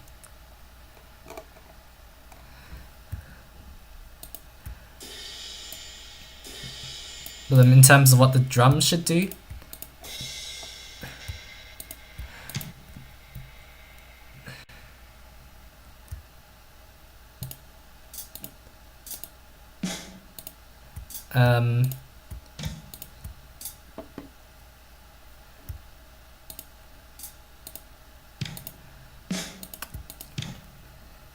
yeah, it would be nice to have some additional tom hits. Plus, I think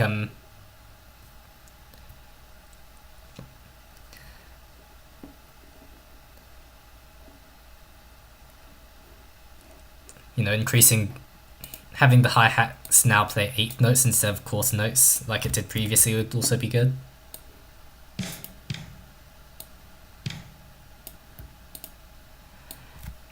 Yeah, and basically we're just going to add some more tom fills in between just because they sound nice. Okay, let me just use a tom there because why not?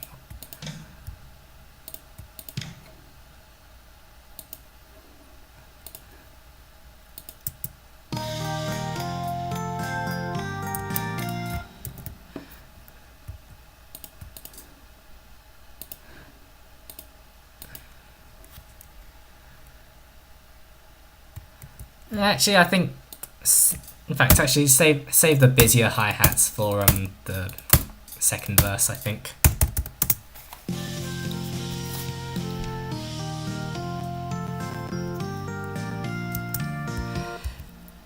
But perhaps just add some open hi-hats every now and then.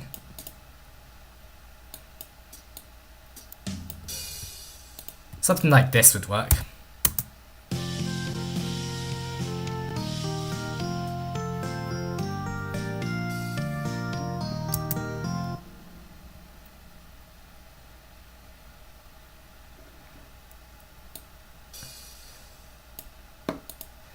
Something like this, I think.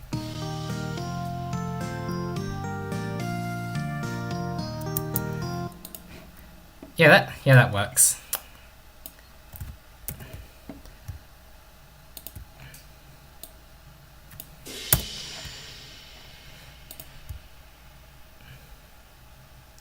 Then we can also add some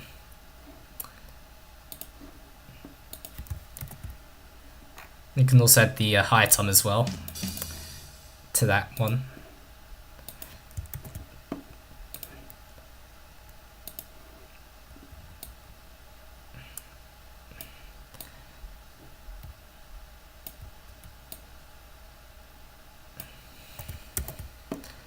And then for the E flat chords, I'll just add open the hi-hat there.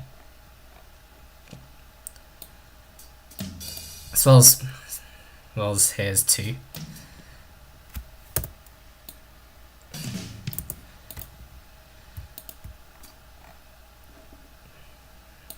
And then this is where the drums really kick in.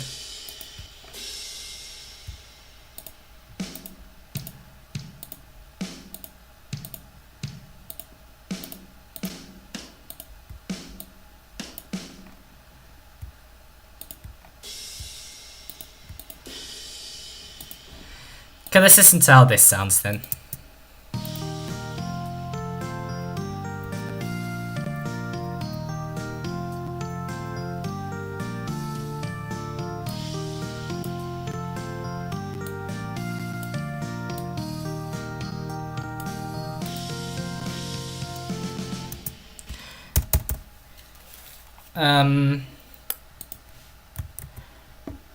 In fact, we don't need that extra kick until perhaps later in the structure. Okay, let me listen to that again.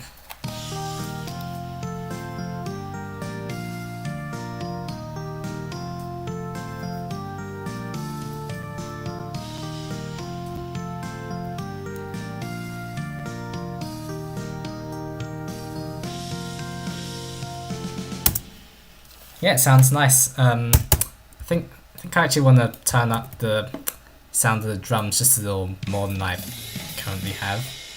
Perhaps just to 100 per se.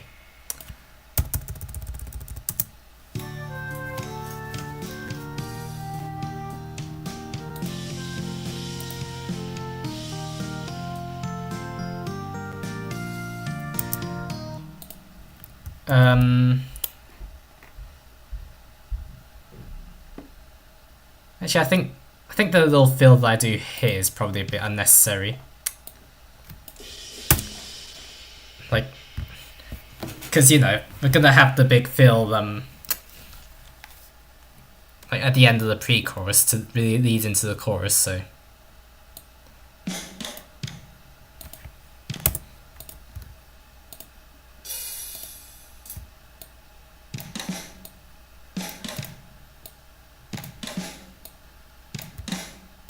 So I think just something a little more low-key such as that would work better.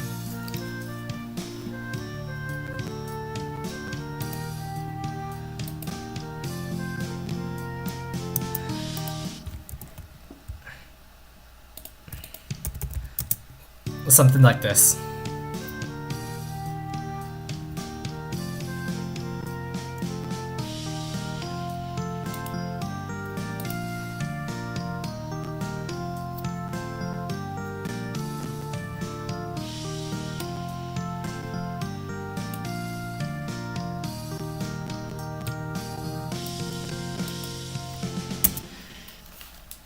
Yeah, it's really sounding really nice so far.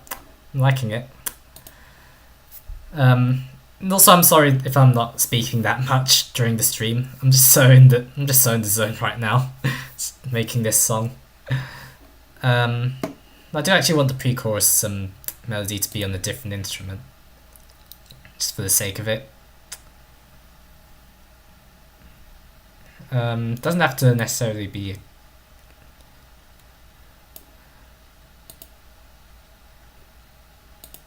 acoustic. It can be a synthesized sound too. I think analog funk could work. But anyway, the melody I had in mind was something about the way they shined and lit up the midnight sky. God, like my singing voice.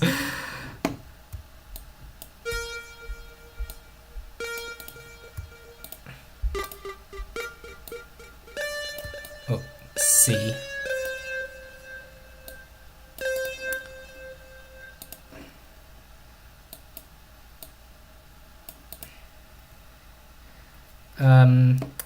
I don't know, it's a fine enough synth sound, but I'm actually kind of wondering if there's anything better now. Maybe just FM piano.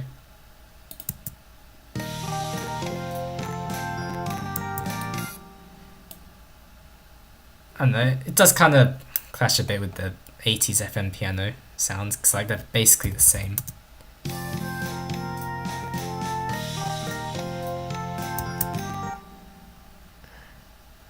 Let's see.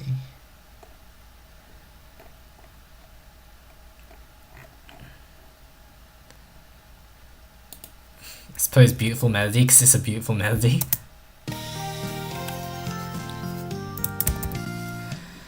In fact, why don't I just like transcribe the entire melody first?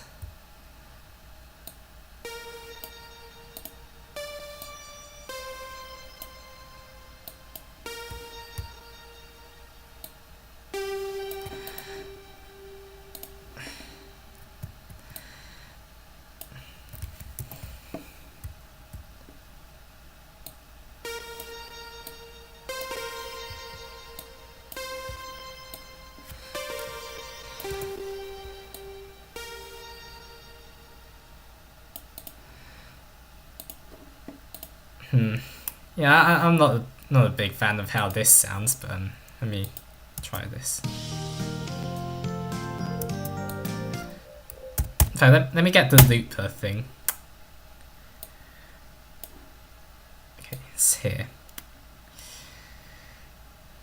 Basically, this just lets me cycle through the same few bars until like I find something I'm happy with.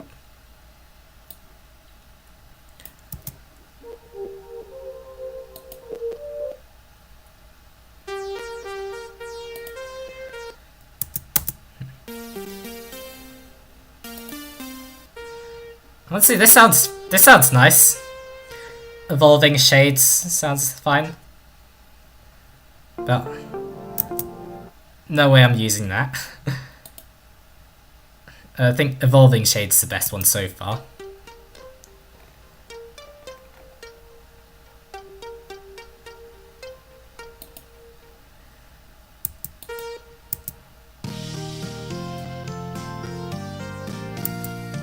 Actually, I'll just use the analog funk sounds. That's the best one so far.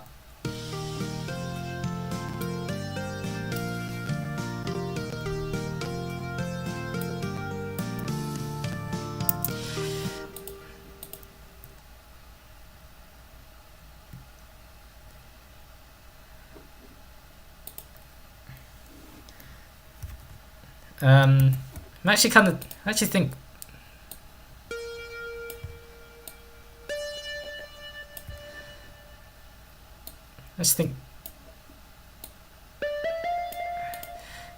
yeah, if we then just go up to like a high F, like we can imply that just to be a backing vocal, I guess. It basically just kind of be singing like an R, I guess.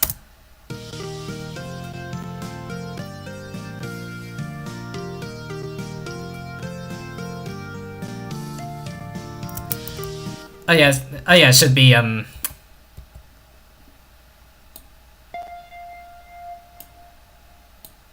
should be on the end of that end of yeah.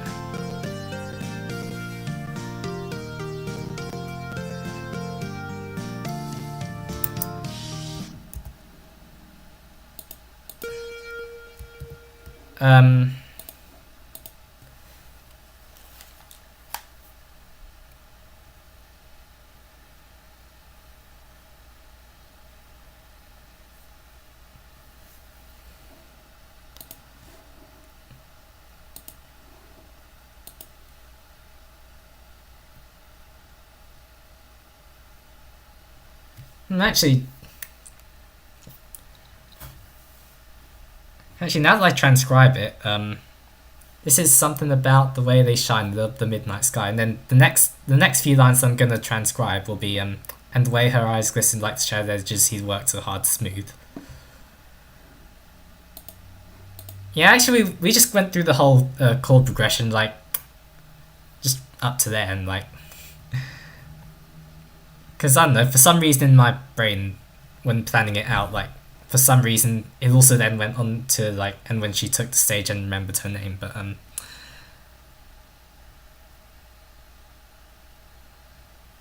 guess not.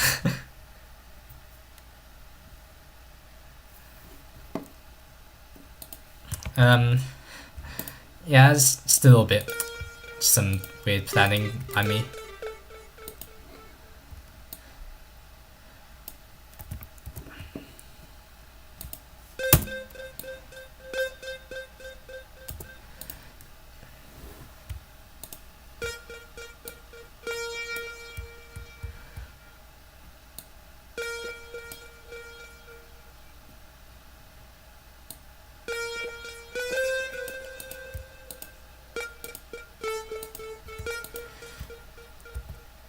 But yeah.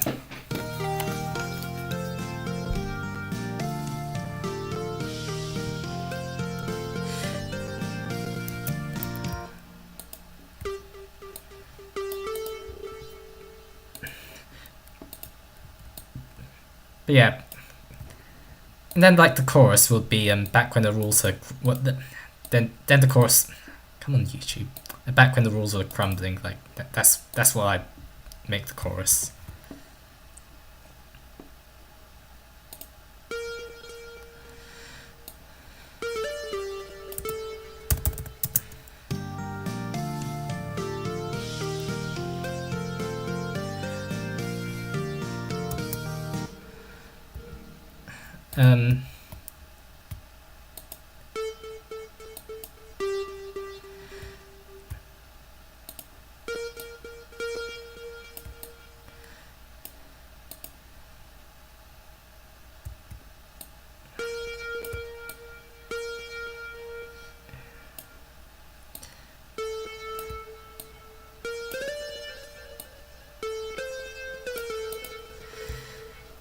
Yeah, basically I'm just kind of going up to that D note to emphasize the cadential 6/4. I'm not sure how well that would work out, but let's hear it. The way they shined and lit up the midnight sky, and the way her eyes glistened like the shattered edges He worked so hard to smooth. Well, actually, I do like it. I do like it. I think that little F note that we went up to in on the word smooth. I think maybe like we should pick a different synth sound for that. Perhaps one from like the Logic synthesizers would be good.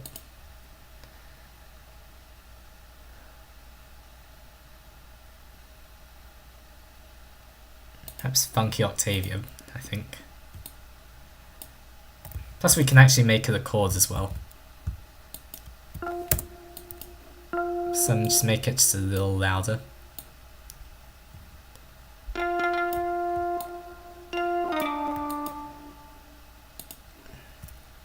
Let's hear how this sounds then.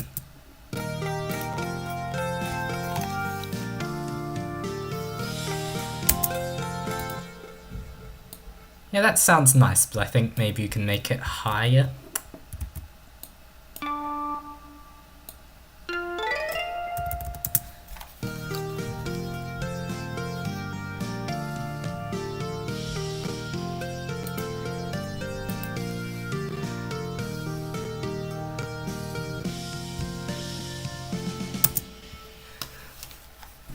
Okay, so yeah, that's the pre-chorus. Yeah, it's actually sounding good. Sounding good.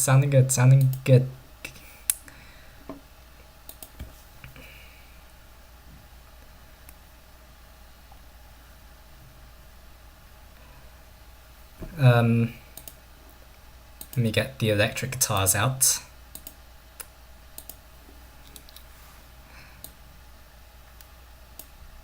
Oh yeah, I will be recording some vocals today, by the way.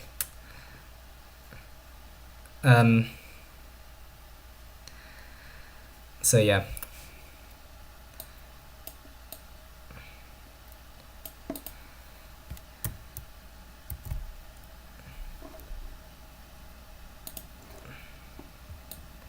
And we can just like copy most of that down. And we can actually also get rid of the top lines as well. Since this is a little more of the distorted sound, like I suppose we don't need as many notes for that.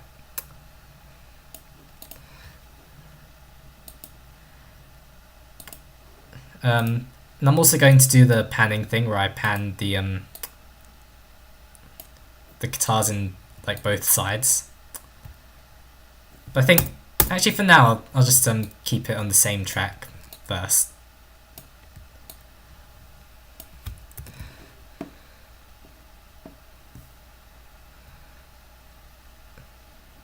And yeah.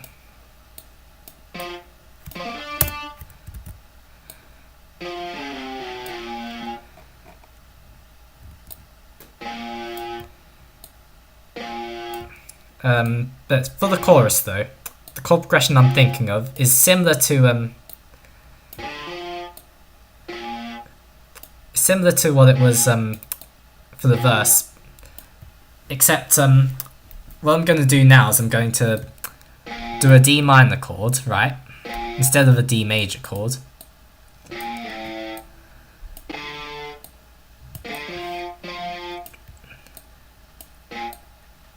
For the first half of the bar, right? And then the second half of the bar, that's when we're going to raise that F to an F sharp, so it becomes a D major chord.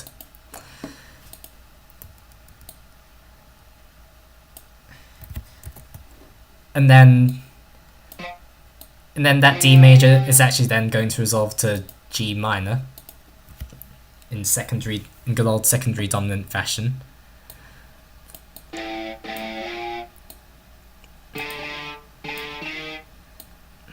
And then we're going to have E flat major resolved to E flat minor. It's basically like we have a tonic function chord followed by minor resolving to major. Then we basically have the opposite afterwards with G minor, and then like E flat major resolving to minor. So that's fun. Let's hear how that sounds.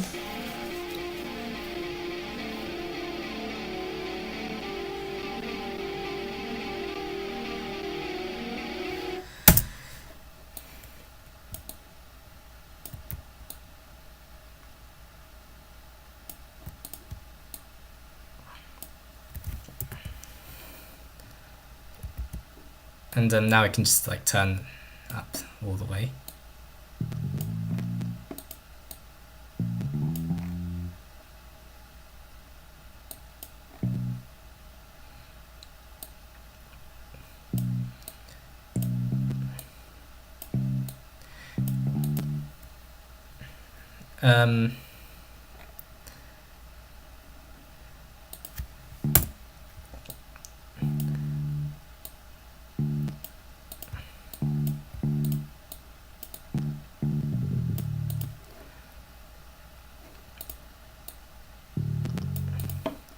And then like basically I'm just doing a whole bunch of like fun extra bass stuff as well,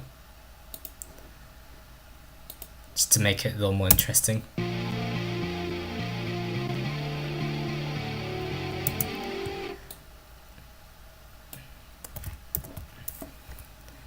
And then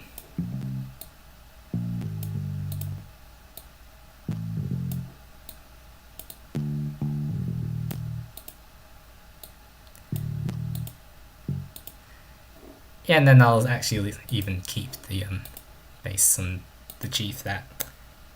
Yeah, because G flat and F sharp are actually the same note. And in this progression, funnily enough, it actually does make use of both F sharp and G flat, so that same note plays the two different roles depending on the context. In the F sharp, it's the sharp fifth resolving to the sixth. When it's G flat, it's the flat sixth resolving to the fifth. They have two very different like emotional impacts that I do like.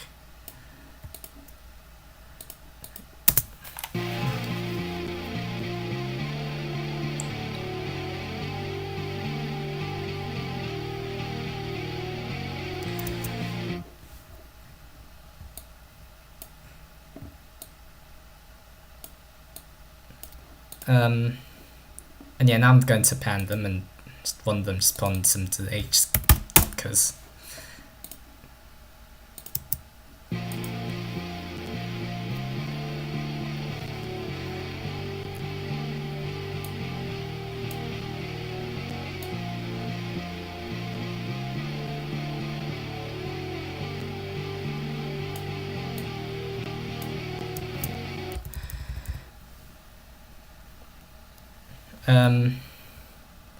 but yeah, and then the drums here would be fairly standard, but I'll just quickly create those.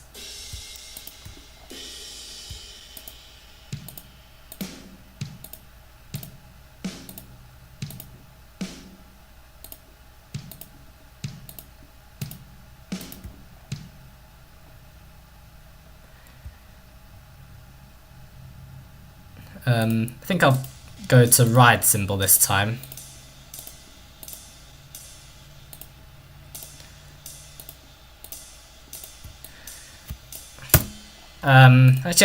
Actually, maybe we can also have like some open hi-hats for the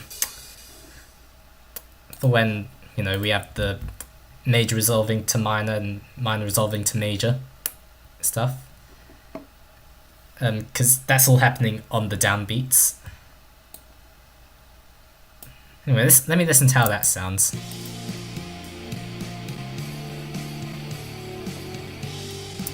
Nah, it kind of tries a bit too hard, I think.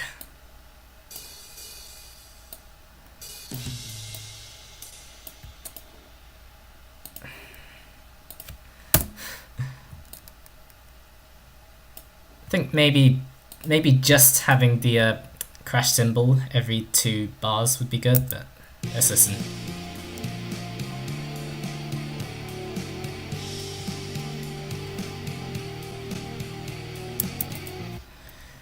Yeah, I think that works.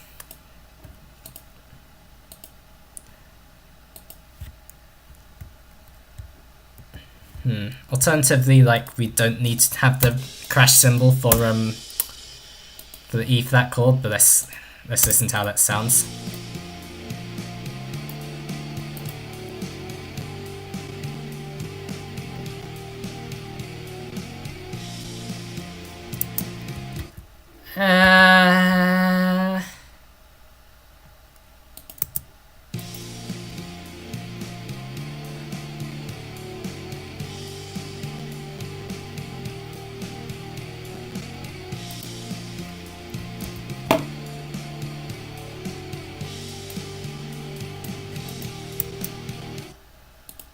I don't know.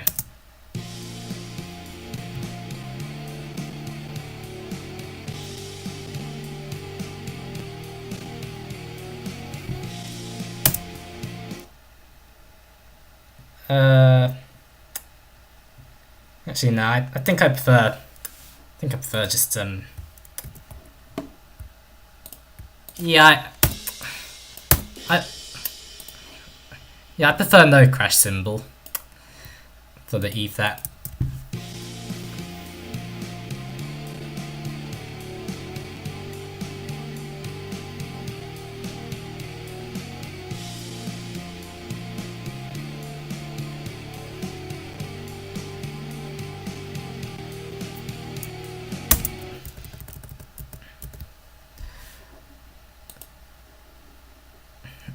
So yeah, that's how that sounds.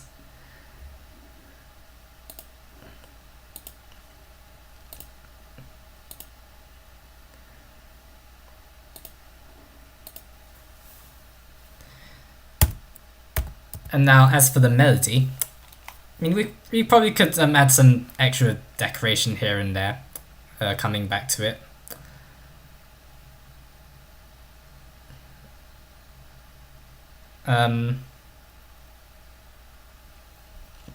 You know, we could probably add back in the arpeggio pattern, for example, but I think for now we'll just go with this.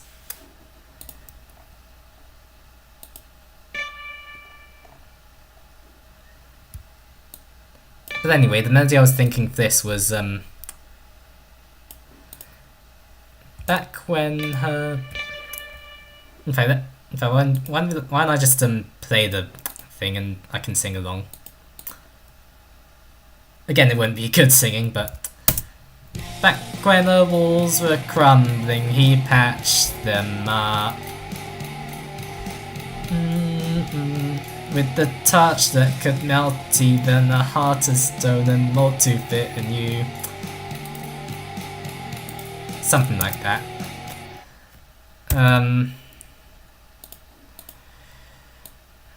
On that, I feel like, honestly, the melody for back when the rules were crumbling, he patched them up was really good, but then like kind of falls apart with the touch that could melt even the heart of stone mold to fit in you, because it's it does kind of it is a bit that line goes on for such a long time that it's kind of difficult to assign to the music. But I can try.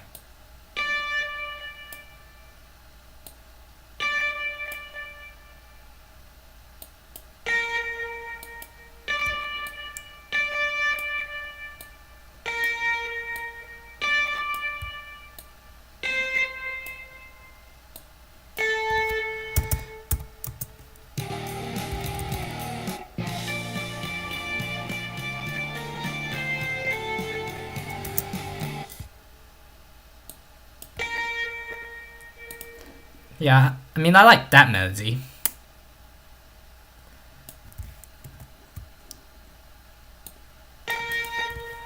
But now now I think I can probably do better with the remaining bit, the remaining part of the melody.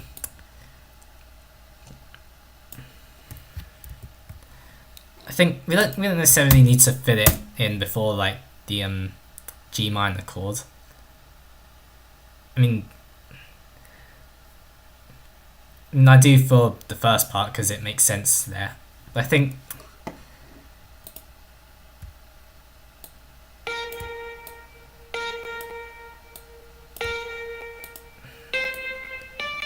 with the touch, definitely going up a major third with that major third being on the and of 4 would be good. With the touch that could melt. I think the melody I'm thinking now is with the touch that could melt even a heart of stone and mold it to fit a new, something like that.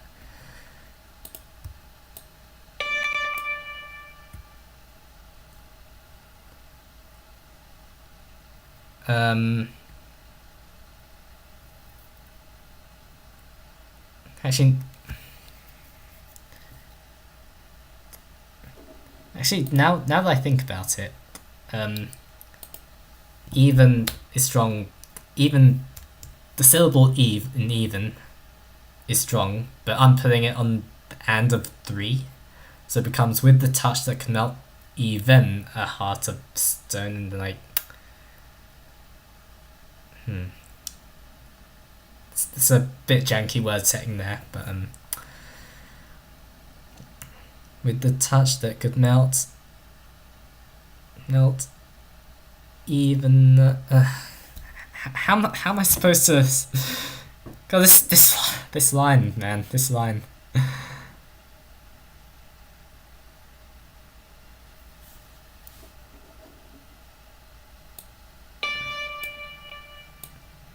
think maybe something like this. So, with the touch that could melt even the heart of, that works.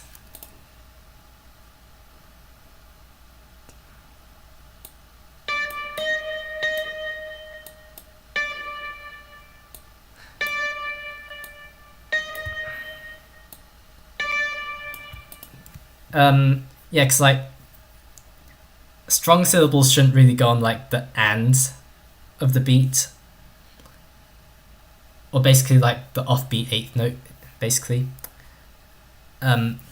Unless it's a syncopation, in which case like you're drawing attention to those offbeats. So in those cases, like they become more accented than the downbeats. But yeah, with the touch that could melt even the heart of stone.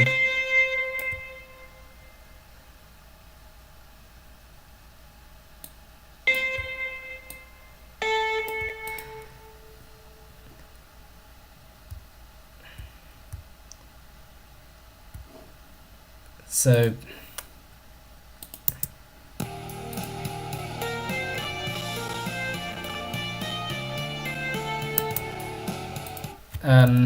I wanted that to be on.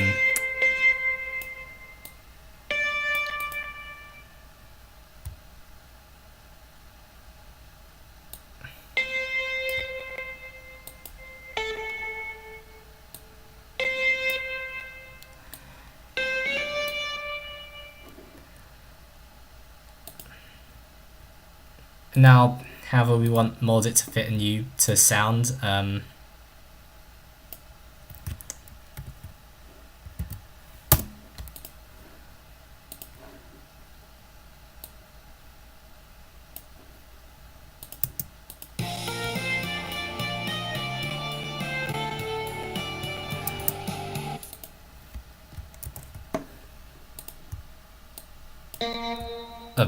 Okay, I think mold it to fit in you should sound like this.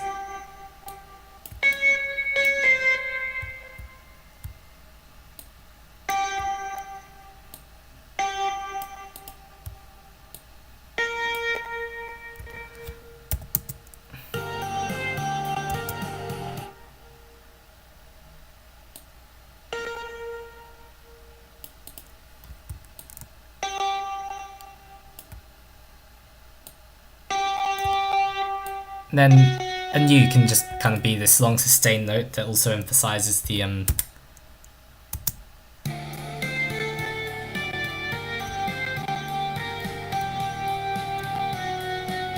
yeah, that also emphasizes the flat sixth, or the natural sixth resolving down to the flat sixth. That little chromatic descent there.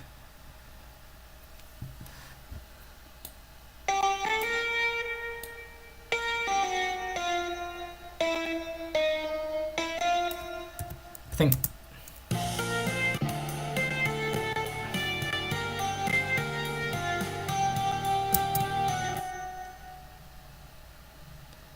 we can also even just kind of have it.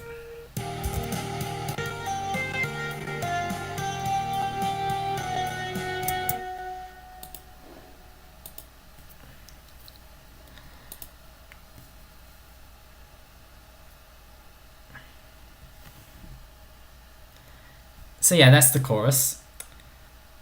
It sounds pretty nice. I feel like we can add just a little more to it, but I'm not exactly sure what at this moment in time. Again, I'll probably like revisit it like off stream eventually.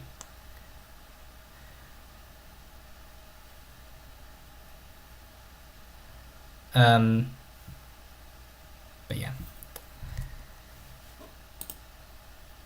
But anyway, the little Mosaic Broken Hearts tag that I was thinking of.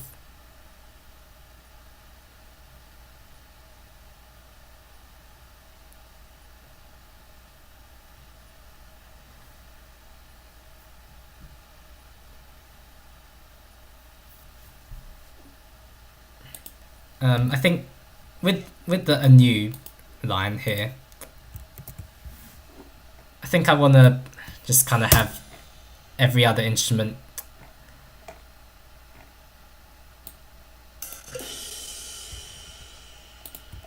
just kind of sustain a note.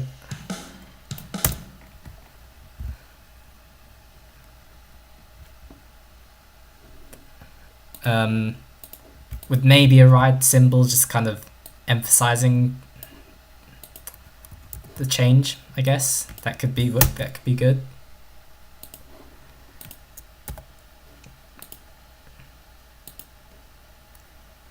Let me put it here. Yeah.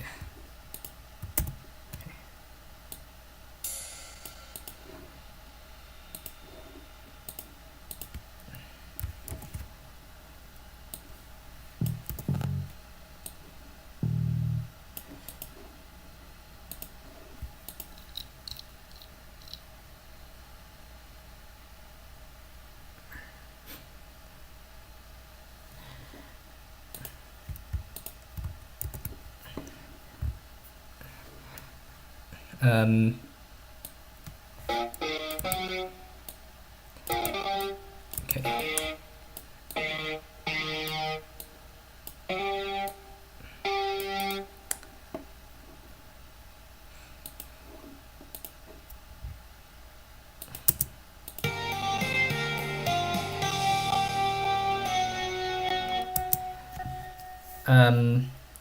So yeah, that works.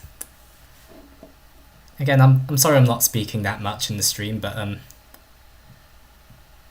again, like no one's really here at the moment.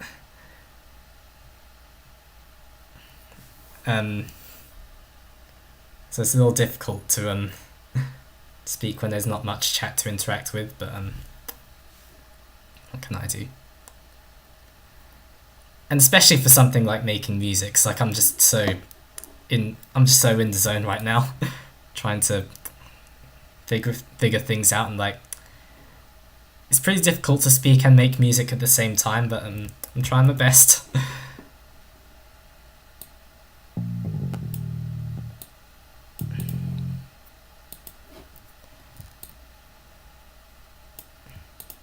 Yeah, this little post-chorus tag thing.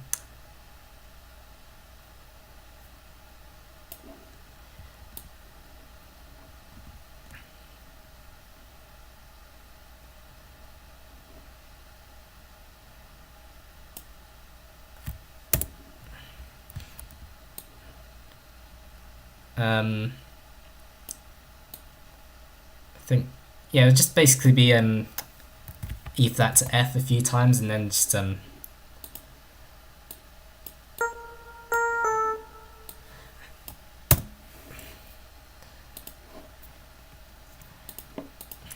yeah, it's basically just E flat to F a few times, and then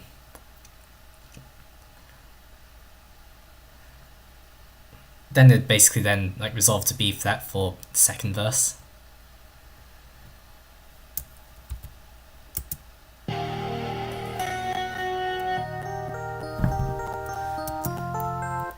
And I think it'd be nice to have some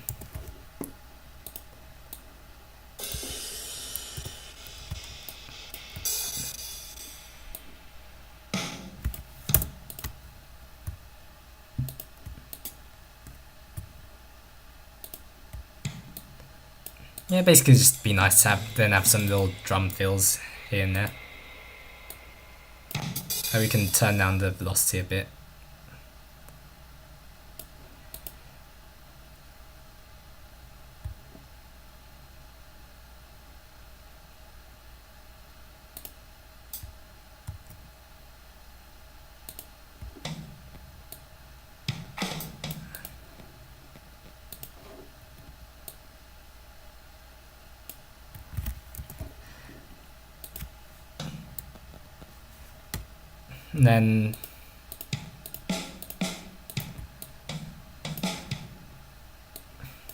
And then we can just basically have some drums there to help loop.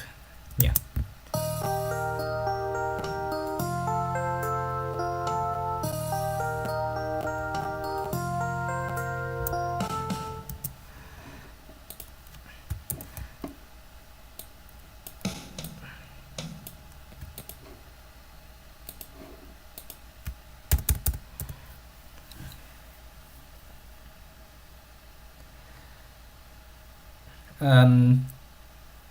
Yeah, anyway, in terms of the melody here,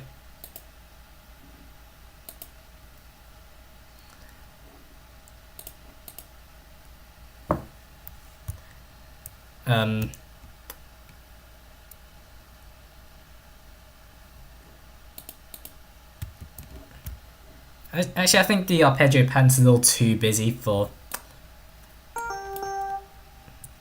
because it is meant to be a little more melody dominated.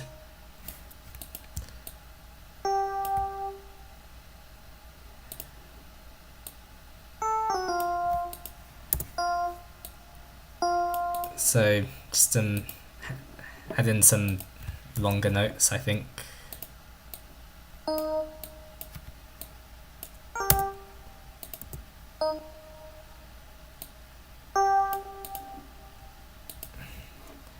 And yeah.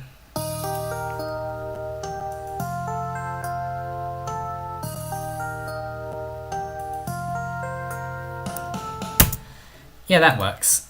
In terms of the melody though,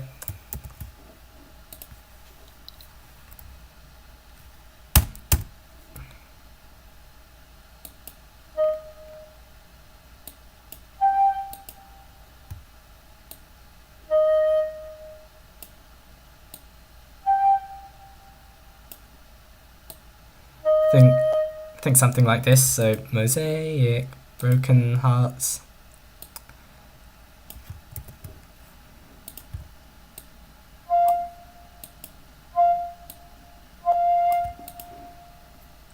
And then I suppose just like bonded together forever can be like bonded together can just take the same melody as mosaic broken hearts with an extra 2/8 notes here.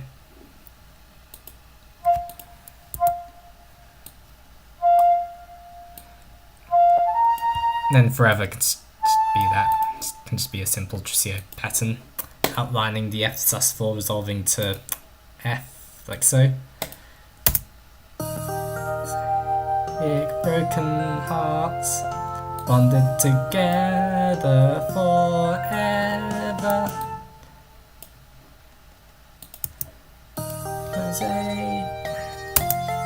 I mean, we can probably even just make it, we can put it on Funky Octavia. No. I think just like turn it down a bit.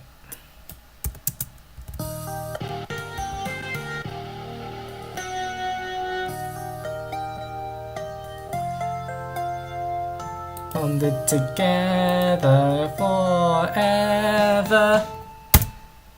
Yeah, does that sound nice so far? So yeah, that's the progress so far. Some pretty good. Do I want to continue or do I want to stop now? I don't know. Actually, I would like to work on the second verse just to. Actually, I don't know. In fact, let me just listen to the whole thing and see what it's like.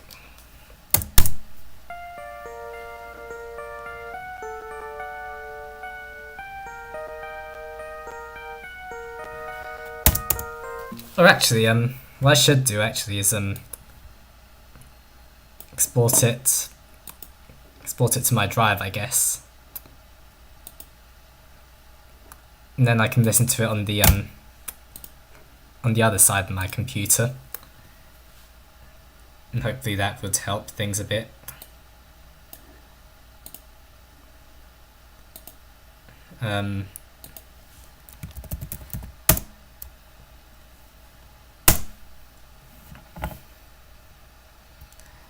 So yeah, I'll just export it as an MP3 there.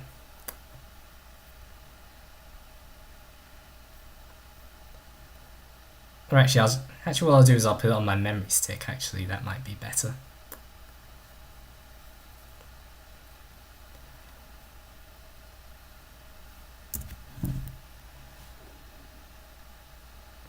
Because I actually do have my memory stick plugged in at the moment.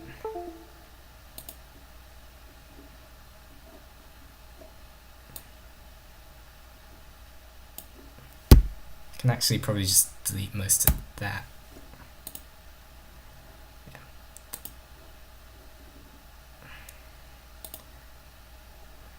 Okay, there we go. Okay.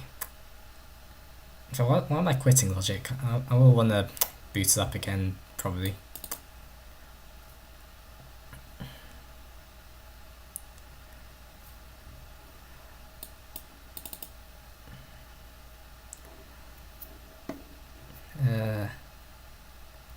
Be in desktop. Let's see, compositions, right? Yeah. Miscellaneous. God, my directory is so cursed. Okay, there we go. Okay, now we can eject it.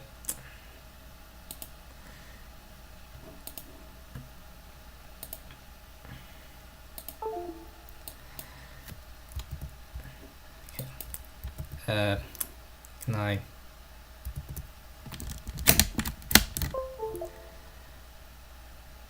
Okay, there we go. Okay, so let's have a listen on this side then.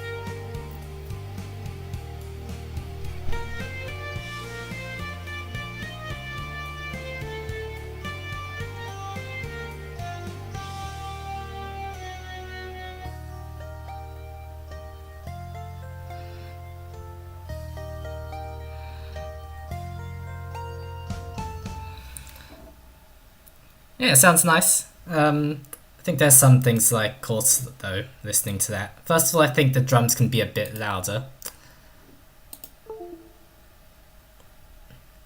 And also, like, there's some melodic things that feel a bit wonky.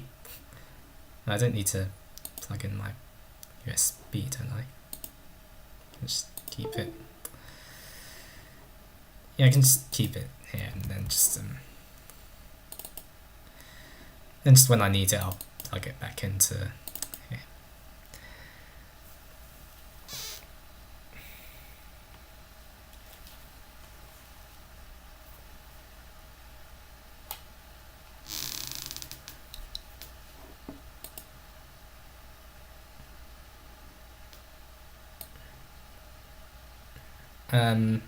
So yeah, first of all, like the drums can be louder.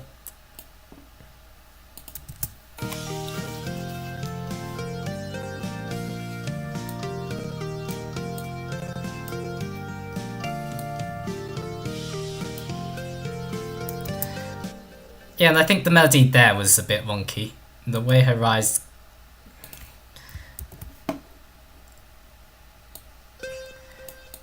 Yeah, I think we should like actually put it on the and of 2 instead of like on beat 3.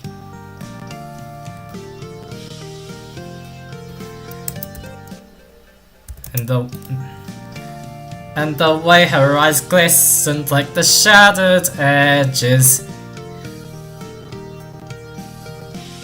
Moon Earth, back when her walls were crammed. And also here, like, I think I want it to be on C. Back when her walls were crumbling, he patched them up.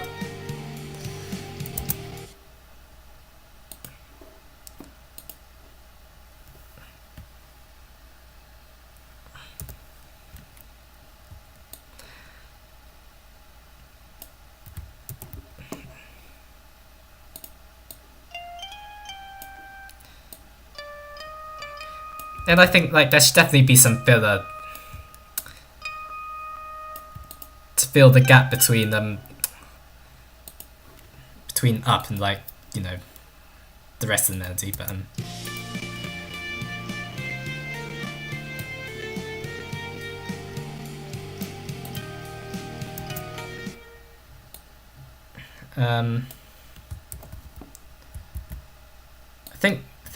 I think it probably could even be on like a different instrument as well.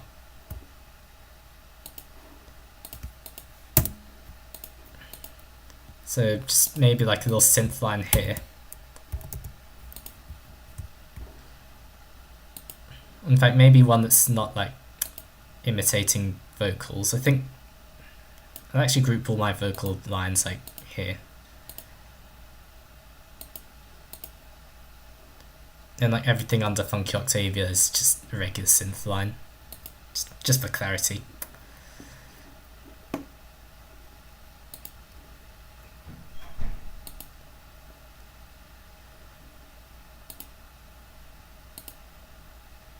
And then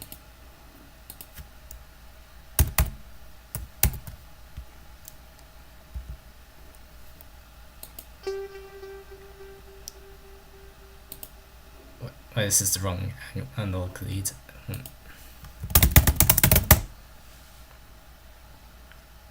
Yeah, there we go.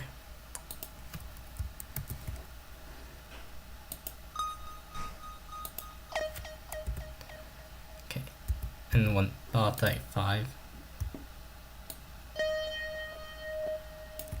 We can make it just a little louder too. Perhaps even just like 100.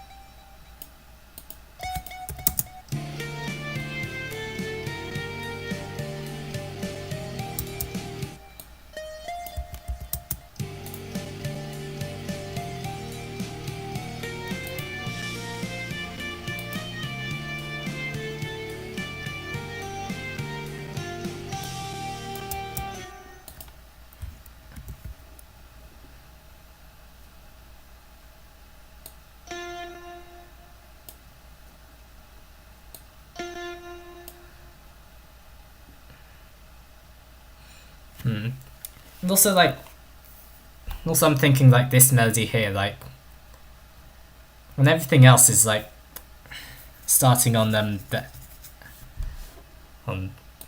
I got my guitar parts wrong. I don't know. I don't know, I'm just seeing things, but I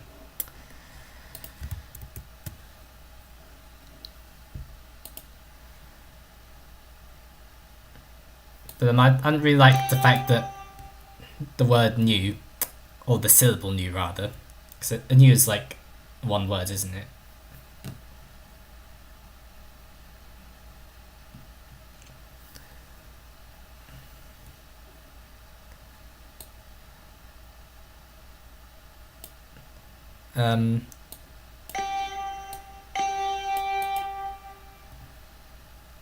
Yeah, I definitely want you to start on beat 1 with like the rest of with everything else like going new. You know what I mean?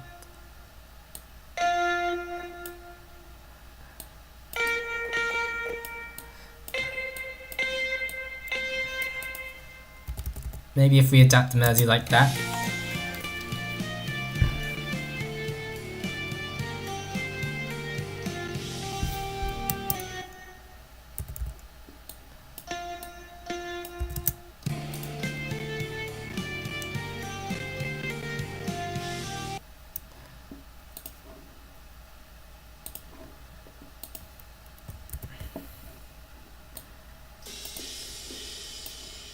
Yeah, and also like the drums would need to be yeah,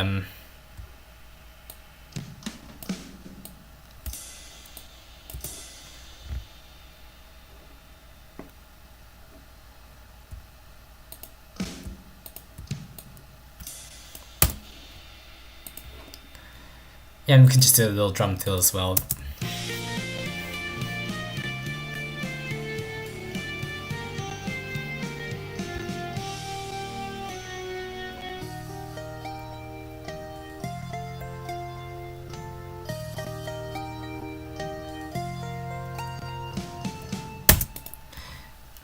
Yeah, nice. That sounds good.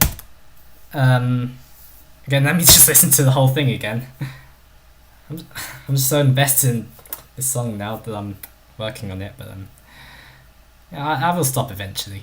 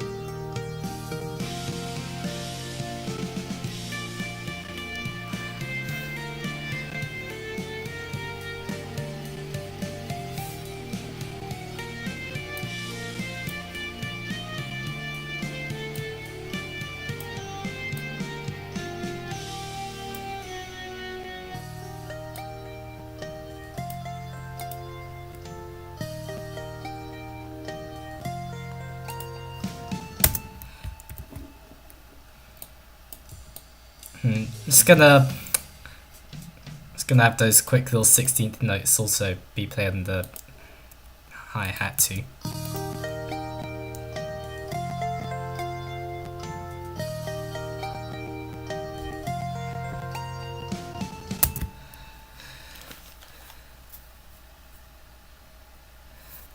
So yeah, that sounds nice. Yeah.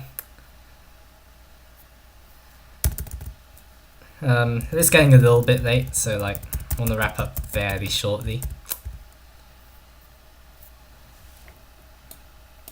think I want to bring back this little arpeggio pattern.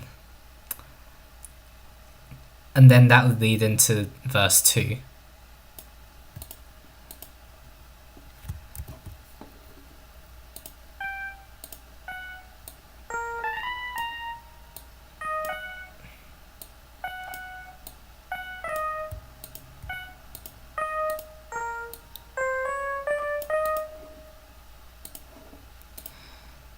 So yeah.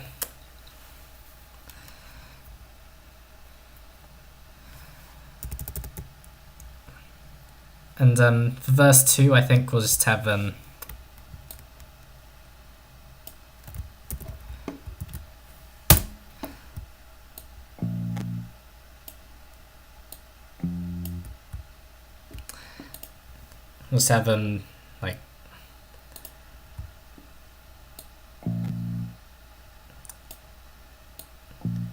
we'll definitely have it be busier than verse 1. I think a little more like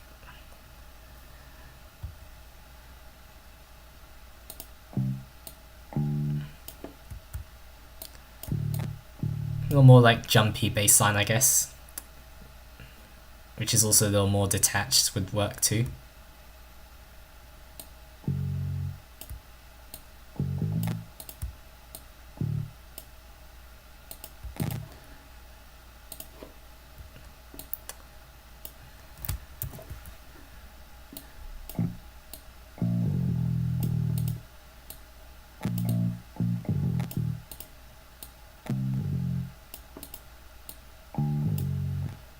And of course, as I said before, we're going to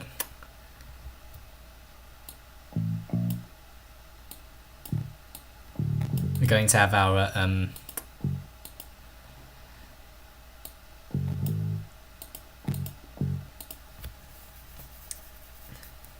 minor 4 chord be in first inversion, so we have G flat in the bass.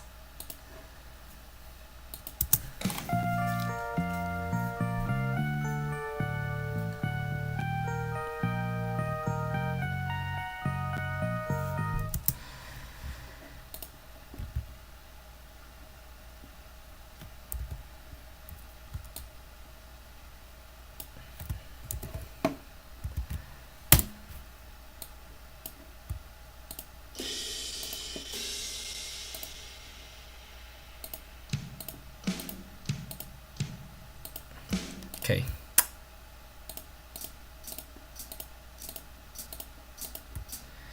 That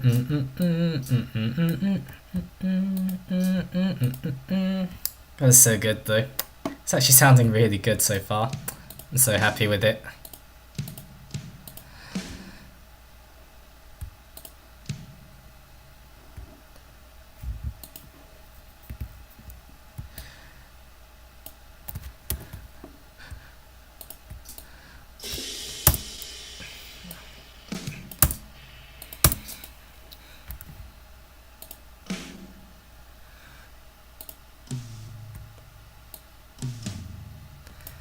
And just have some fun little, tom fill.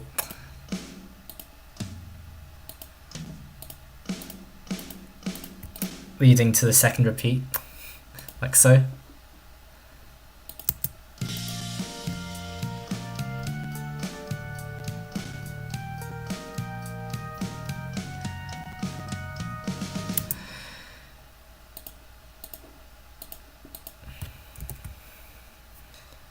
And in terms of the guitar chords,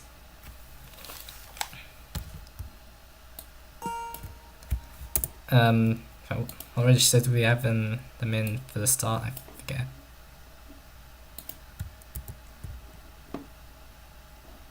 Yeah, okay, got it. Okay.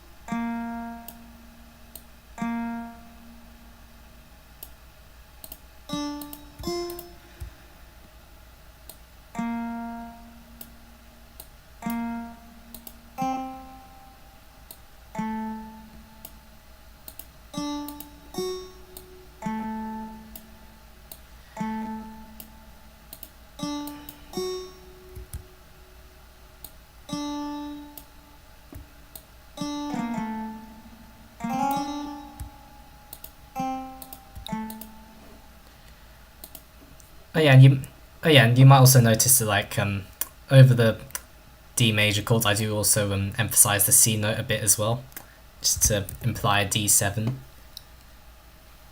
which also further implies like the dominant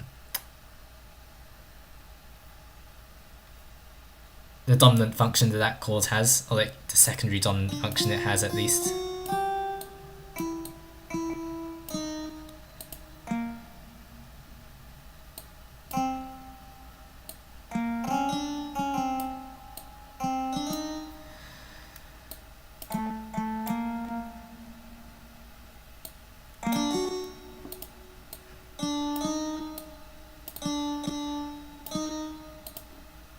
And of course, and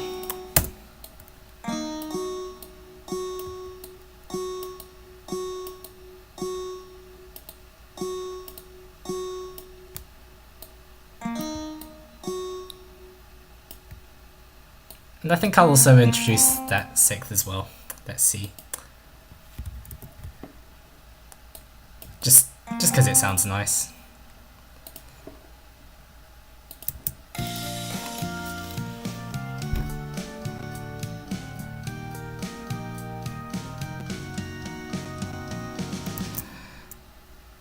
And I actually kind of want to articulate it a little better as well.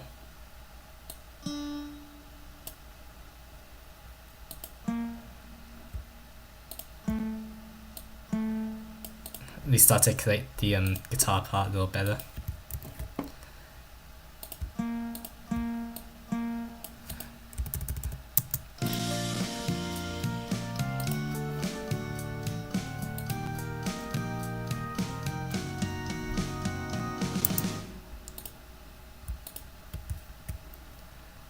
Let me actually listen to it a little closer.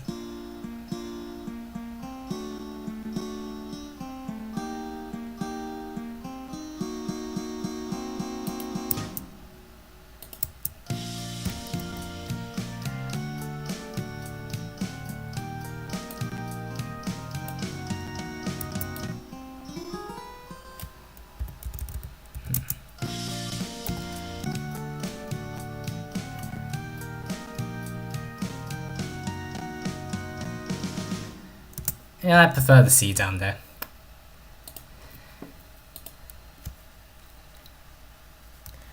Okay.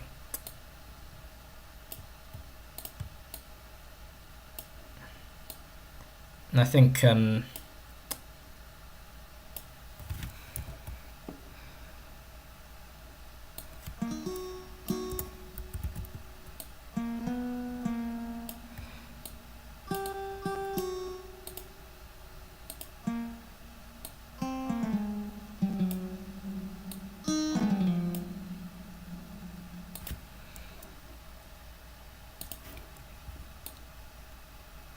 okay.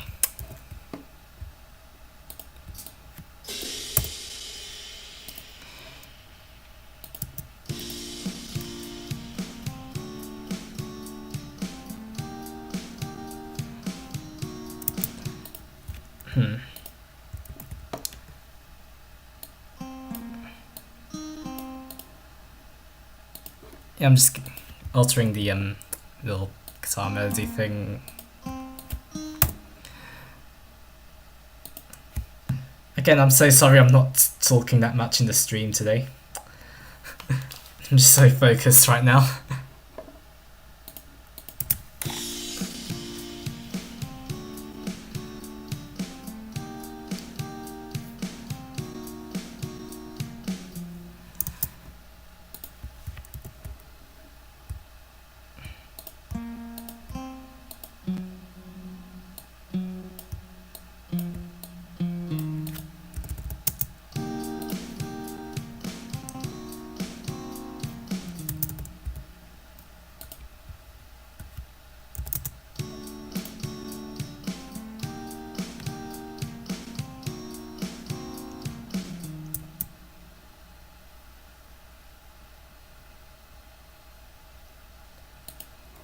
Yeah, that sounds nice.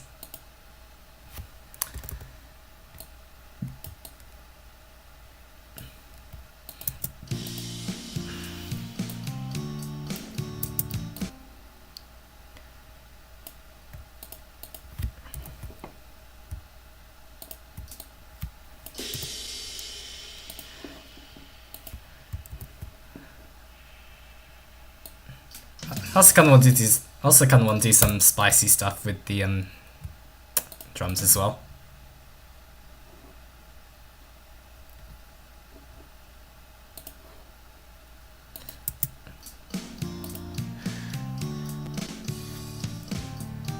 Yeah, that sounds nice. Having that little open hi-hat there on the under 2 followed by a little tom hit.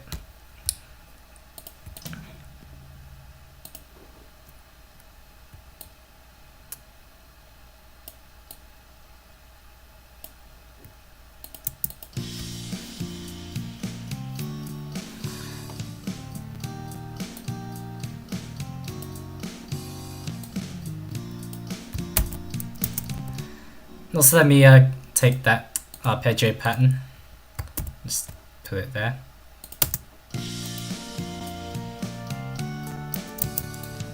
And also, let me just remove some of the let me just remove the sustain as well, because I think now like we want it to be a bit more like less legato and more like detached, I guess. Not necessarily like staccato exactly, but definitely like more detached than what we had before.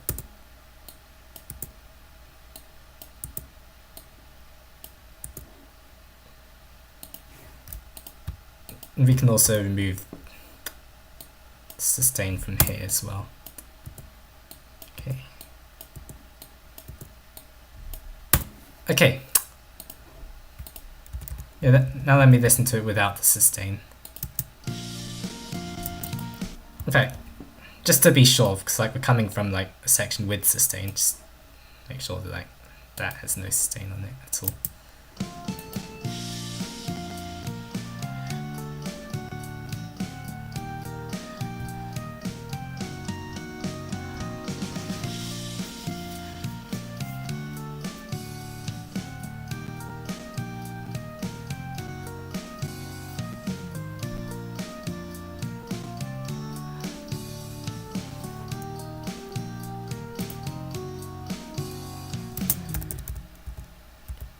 Yeah, I need to detach. I need to make the arpeggios a little more detached. So that means like every second beat should be a shorter note, like so.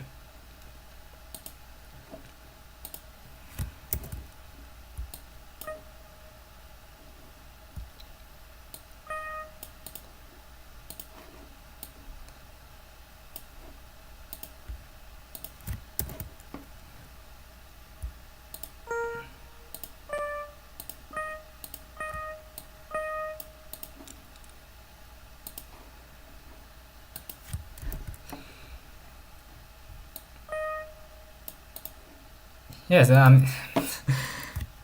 yes, it's really difficult to speak. It's like, yes, especially since like it's a making music stream. Like, if there were people here, then, like I could take all your opinions into account, but like, no one, except like no one is here, so like, I'm just kind of here making music myself while streaming the process, but no one's here. But,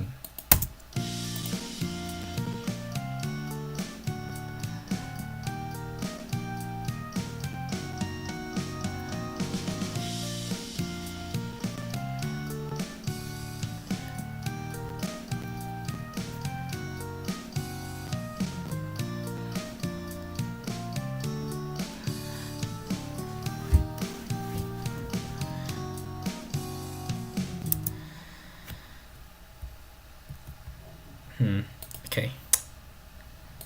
Yes, it sounds nice, but the melody I want now here we're actually taking, and when she took the stage and remembered his name. That's what we're adapting here.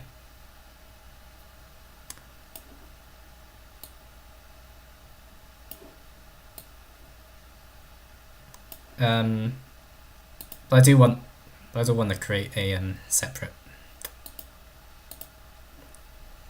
melody line for that.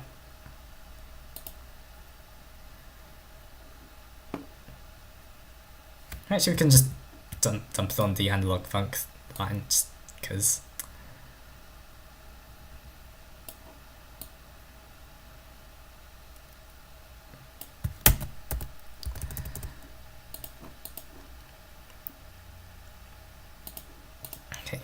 And yeah.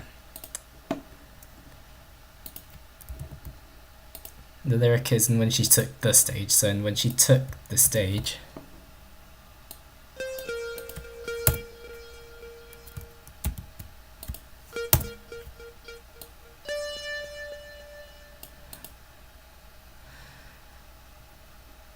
And when she took the stage and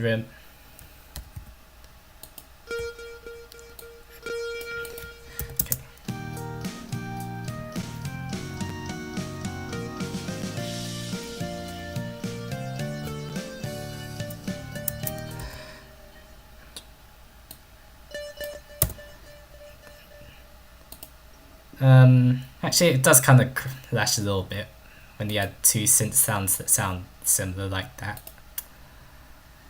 So I'm actually gonna create a new line.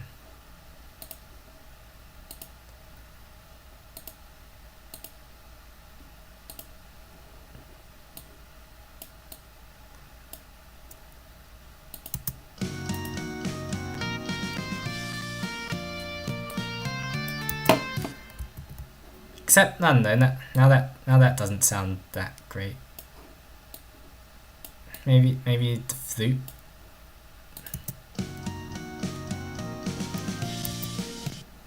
I don't know.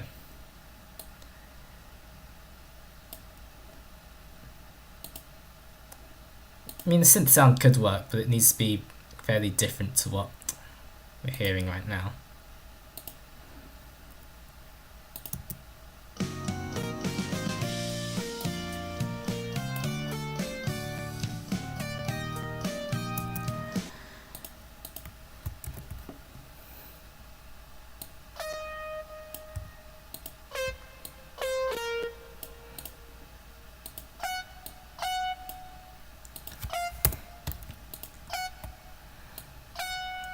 I'm just basically adapting the melody to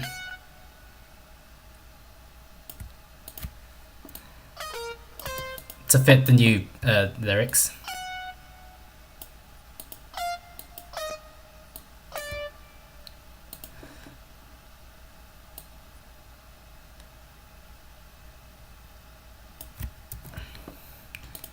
And on the word blue, I'm basically just kind of sustaining the syllable.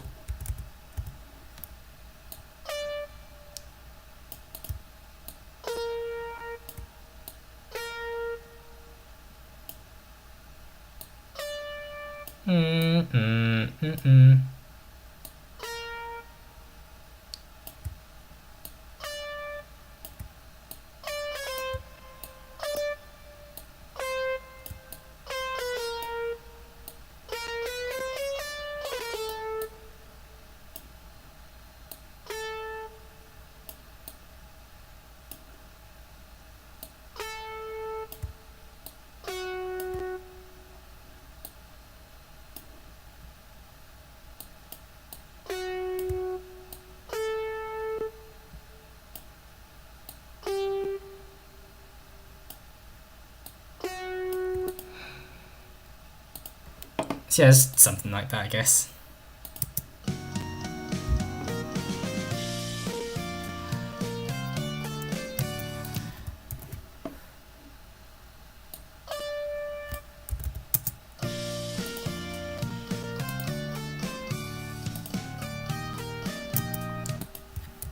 Um,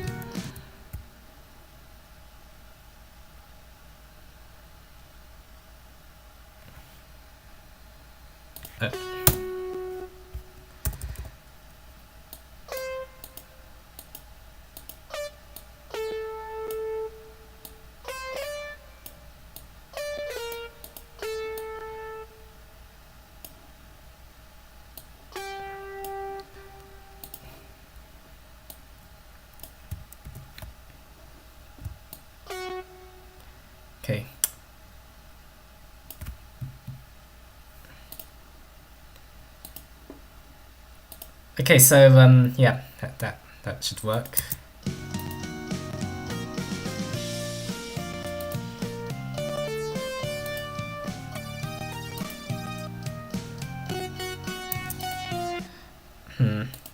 Okay, now I'm just kind of trying to think like what synth sound would work best here.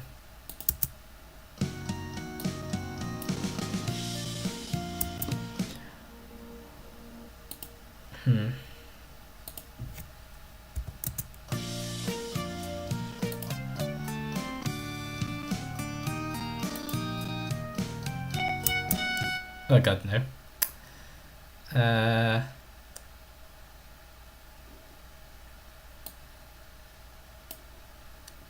Maybe if we go...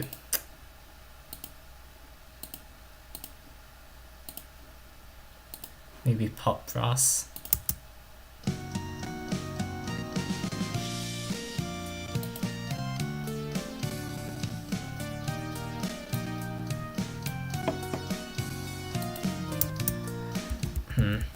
Ah.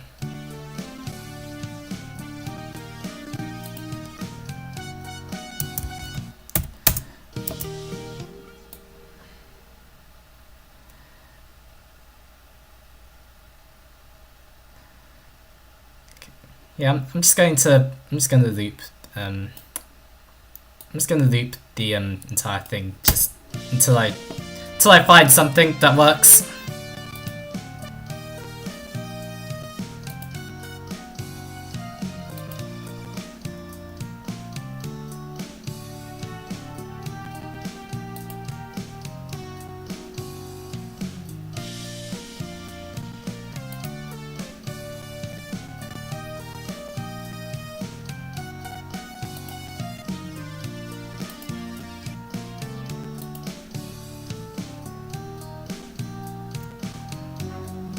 Oh god.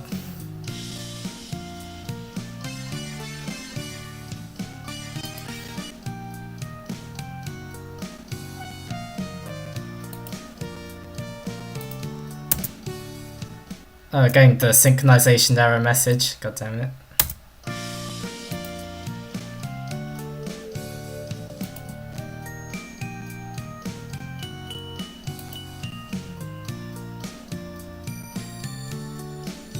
Ooh, I like this.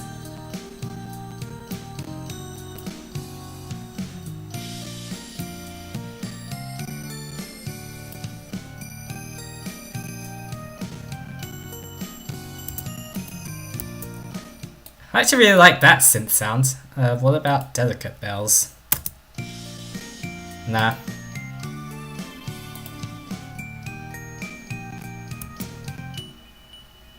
I think a bell sound would definitely work. Ethereal bells.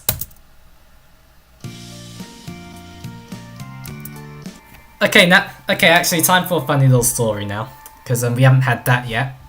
One time I was looking through my bell sounds and like somehow I accidentally misread bells as bulls. Which, you know, it's not... It kind of makes it a lot more funnier when that happens. Because now you're looking at like the sounds called like cathedral bulls or chimera bulls, and I think so far though the chimera bells work best. What about magical bells or like magical magical bulls? Oh my god. Nah, chimera bells.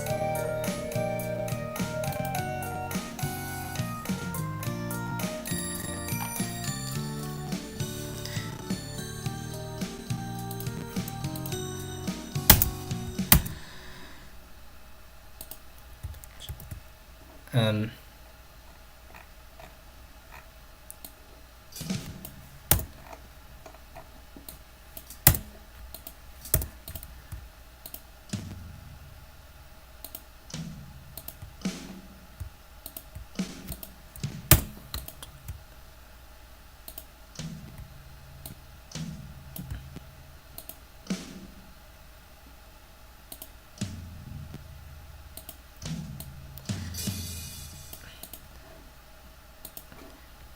and just a little drum fill there to help transition to the pre-chorus.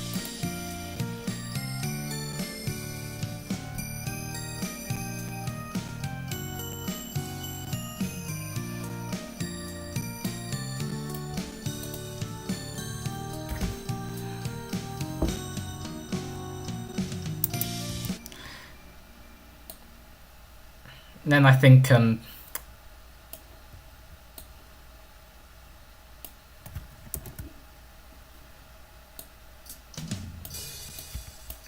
for the drum part, for the second pre-chorus, I think, yeah, something like that, where like the amount of open hi-hats increases.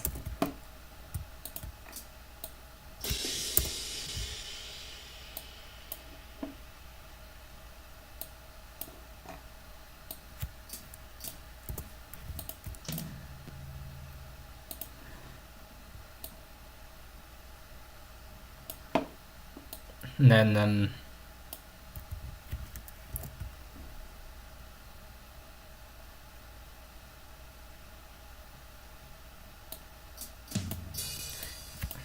then for the final fill, just something like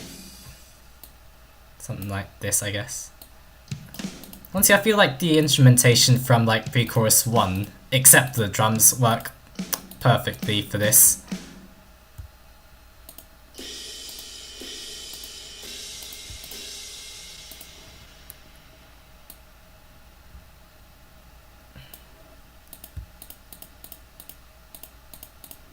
Or actually, nah, not necessarily perfectly. I think again, we need to remove the sustain from I think we need to make it a little more detached. In fact, let's just listen to it anyway.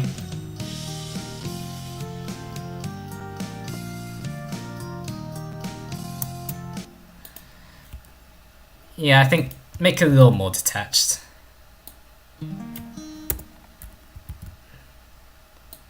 Well, by a little more detached, I mean just like completely detached. But yeah.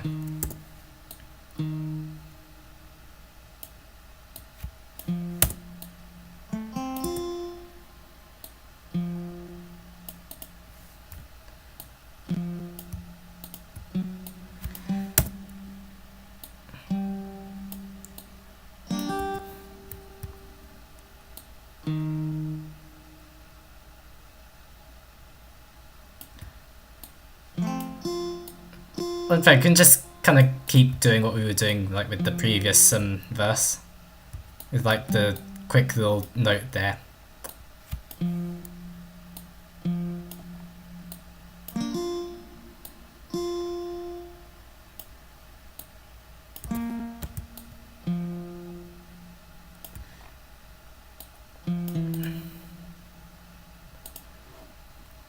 Then that same here.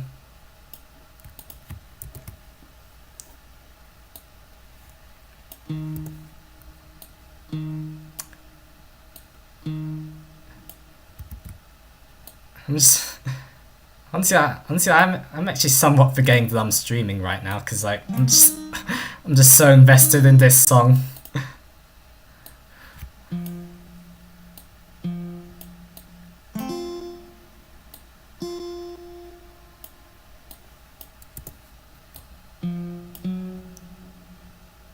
Okay, this is sounding really good though so far. Like,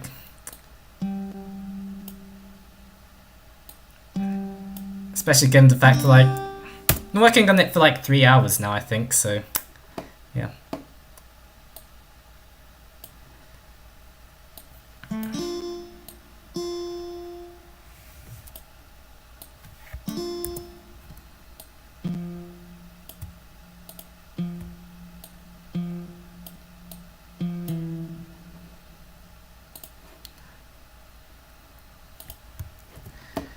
We're almost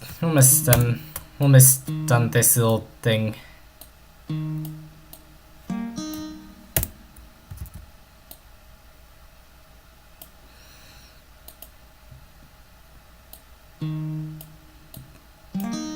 And we can keep the F chords as is, because you know.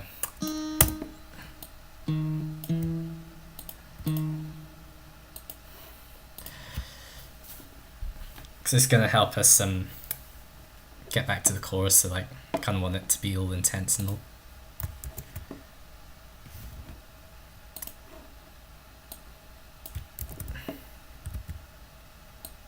think the bass should be fairly easy to...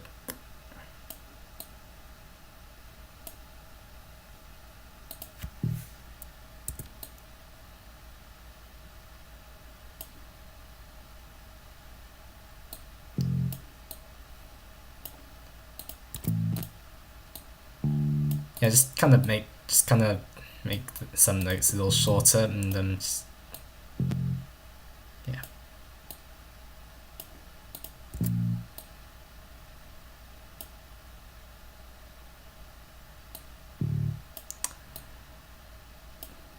Yeah, the bass isn't too difficult to adapt for this section.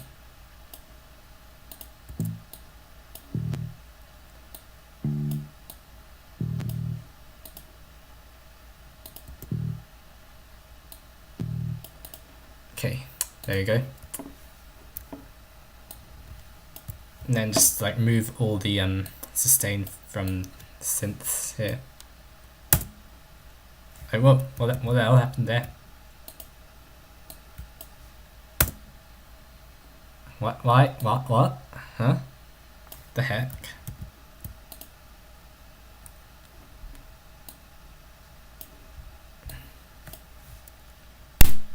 Okay, yeah, that's what I thought.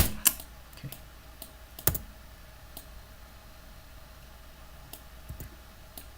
Okay.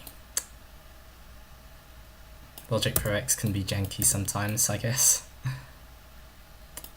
At least it's mostly really janky when you're like in a virtual desktop, but usually it's fine. But yeah. I actually have it 80 velocity here. Honestly, yeah, I actually think it probably is better to have the arpeggio a little quieter for the verses, so that the melody can stand out a bit more.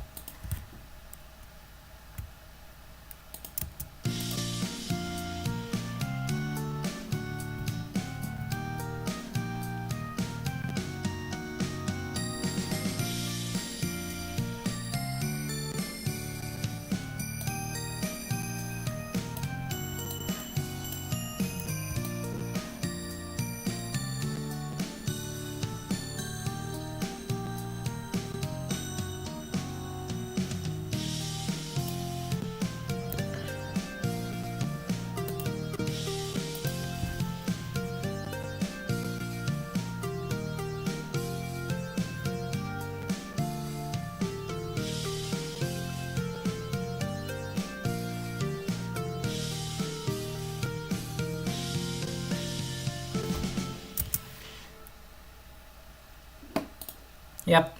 Yeah, I also need to copy over that little thing in the Funky Octavia part.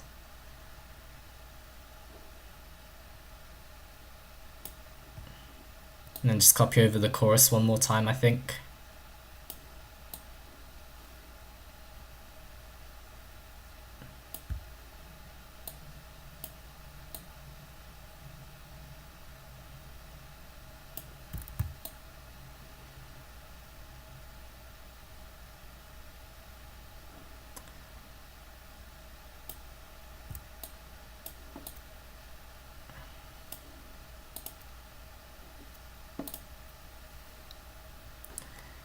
And I think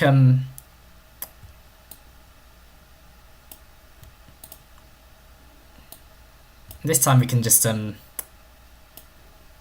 the chorus like twice or something.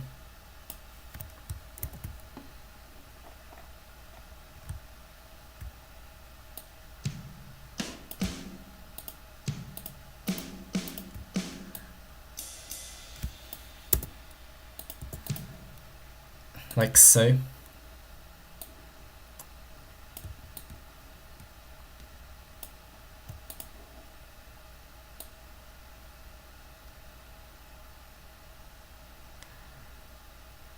And I think perhaps the final time it loops, we can just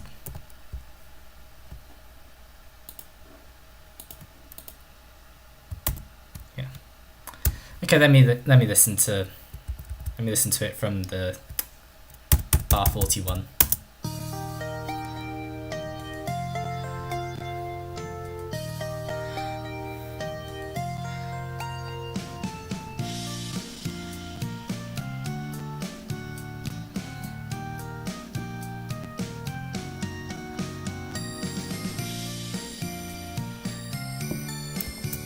In fact, let me adjust the. Oh, heck off! I accidentally pressed the C button and then that caused Logic Pro to crash. That's so annoying when that happens because. It's so annoying when that happens because, like, it wouldn't happen if it's not a virtual desktop, I'm sure of it, but, like, I don't know.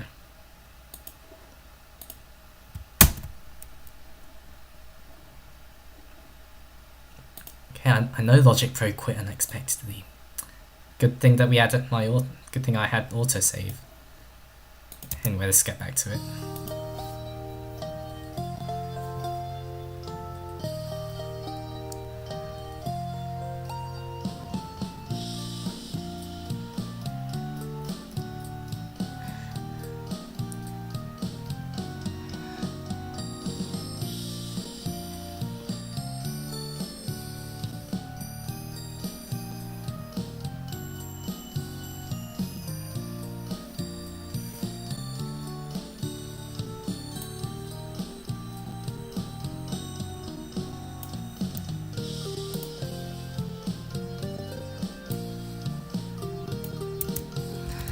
I actually think for the verses, actually, the arpeggio could be even quieter.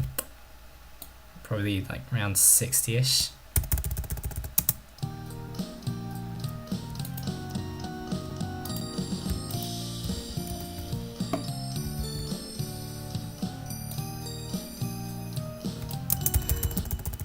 Yeah, that's better.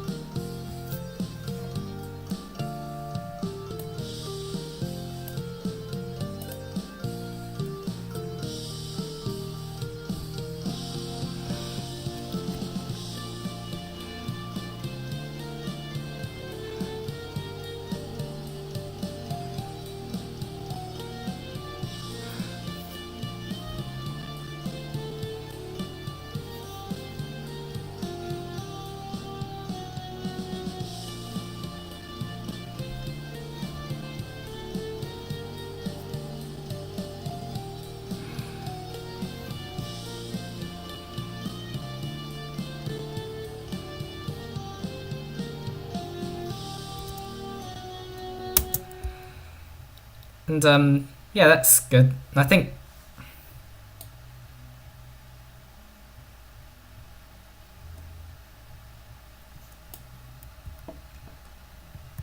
just for now, as a little placeholder, we'll just end with the Mosaic Broken Hearts tag.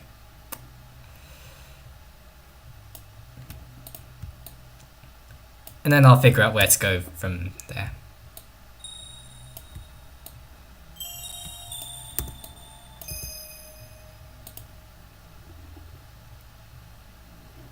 Oh.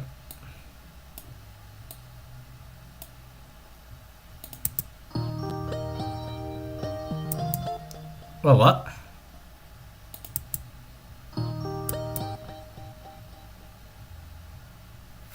What the hell's going on?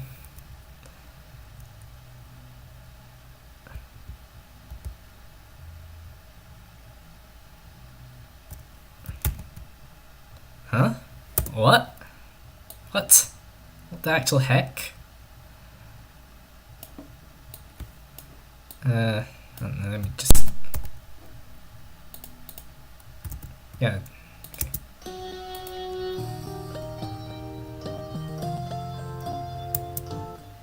What? Hold on. What? Why is...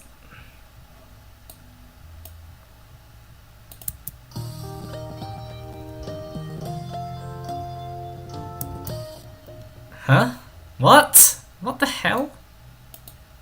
Why? Might be... I have no idea what's going on.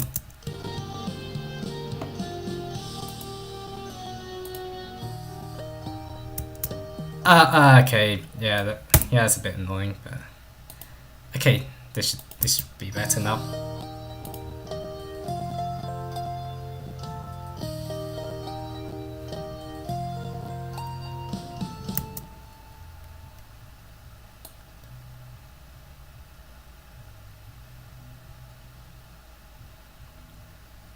But yeah. It's 1:49, I'm still streaming. When I'm so focused on the song, I gotta finish it, you know. But anyway. Jesus, the song's 3 minutes already, and like I'm not done with it yet. Like, I still got an entire, like, freaking bridge section to write and all.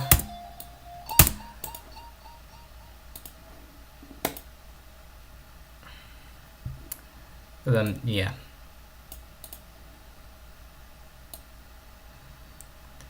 Okay, so... Yeah, I mean... I will go to sleep eventually, by the way. I'm just so... I just need to get this... I just need to...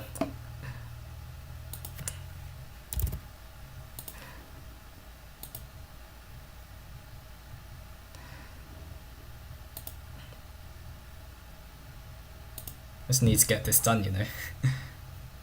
Well, I'm not gonna finish it in this stream though. I'll finish it in my own time later on in the week, and just let you know, like, on my community tab, like how progress with it is going and all.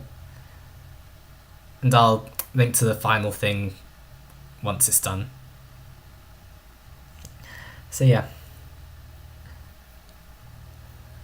it was really interesting working with the pressure of the stream that no one turned up to.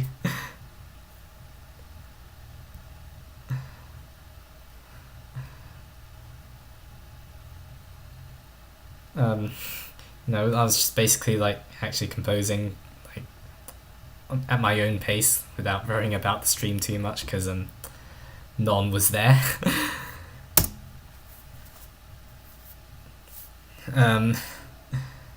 So that was something, I guess.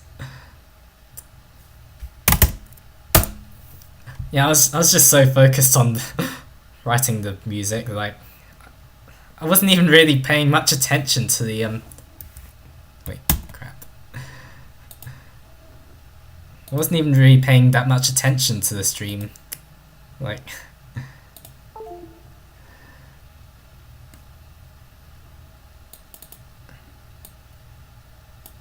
But yeah.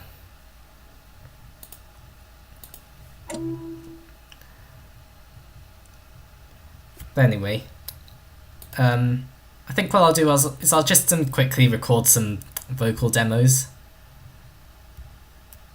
on stream, and then what I'll do is off stream I'll add them to the project, and yeah. Yeah, that means you'll have to hear my singing. Oh god. Anyway, once we listen to what it sounds like,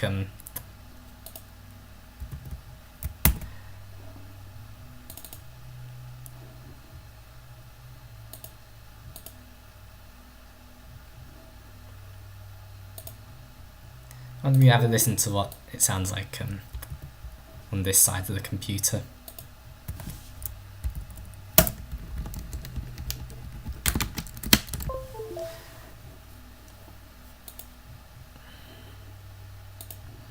Okay, let's go.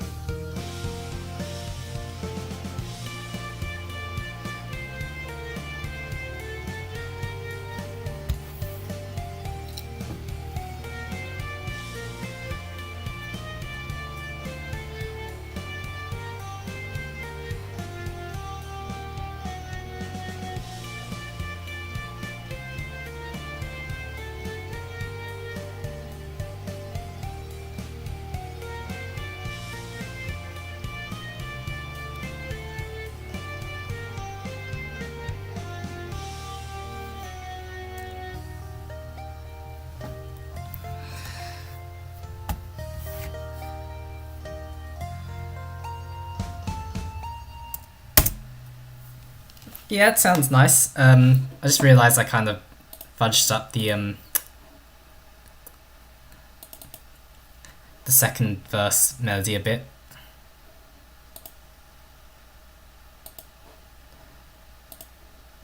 At least I probably did, but I don't know. Let me double check it.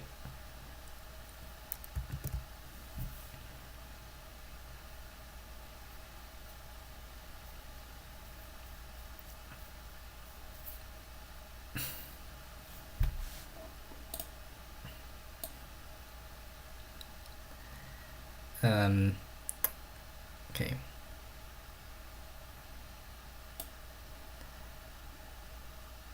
Yeah, it would be here. When she took the stage and remembered her name, I thought it was true. Yeah.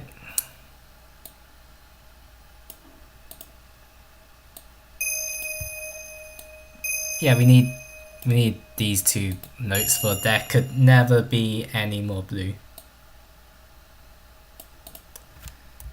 Yeah.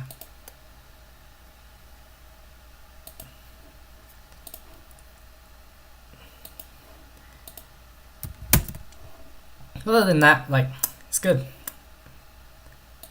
Drums could probably even be a bit louder, maybe the bass a little quieter. Chimera bells could probably even be louder.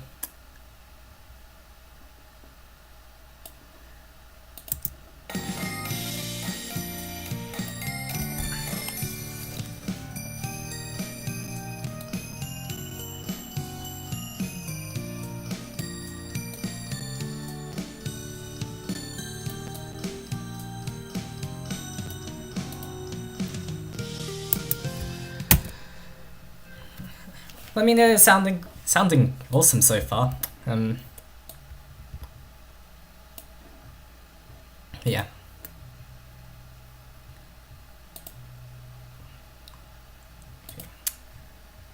End 86.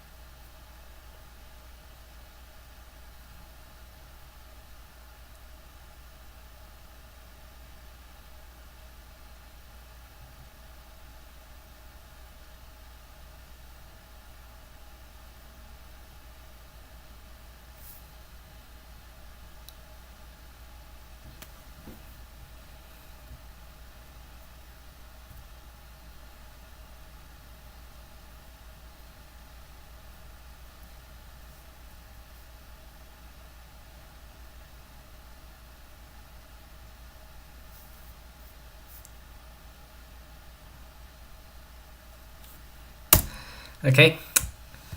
And obviously we gotta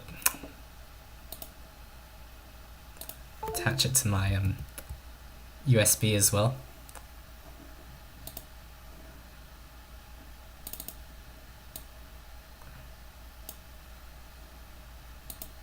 I mean, like, drag it over there to the USB, if you know what I mean. Okay. I just want to quickly double check that, then I'll like sing my parts, and then we'll call the stream there. We've done a lot of work.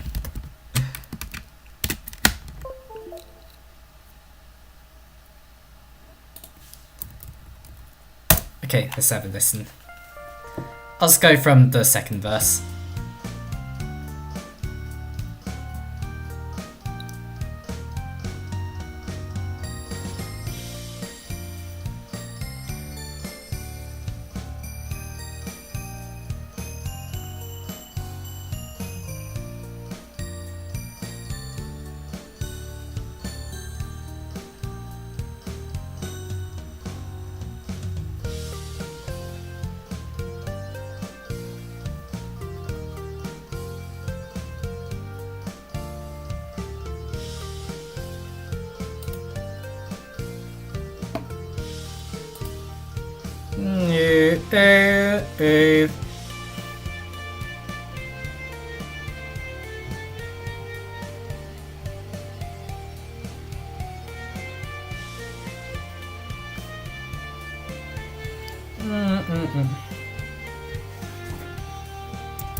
Yeah, I'm happy with that. But yeah.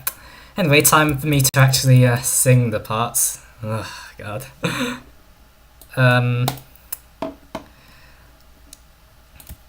Yeah, and I actually have to like attempt to sing it well. So actually, this is the point where I can actually just bring up the live stream chat just so I can like refer to that. Because you know I'm not on the virtual desktop anymore, so I can bring that up.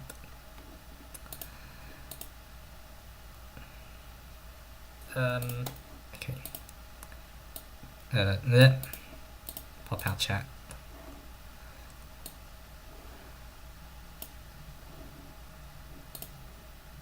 Okay. Well, you're good. Good computer. Okay, there we go. Okay, so yeah. Yeah, because I'm going to be recording this on my phone, so yeah. Okay, where's my voice recorder memo thingy? Oh, this is going to be so embarrassing. It's like, it's not going to be awesome. Okay, so I need to refer to the lyrics as well. But I'll... Okay. Where's my stream chat gone? There it is. Okay. Oh yeah, also, in that case, I'll need to... Yeah. Okay.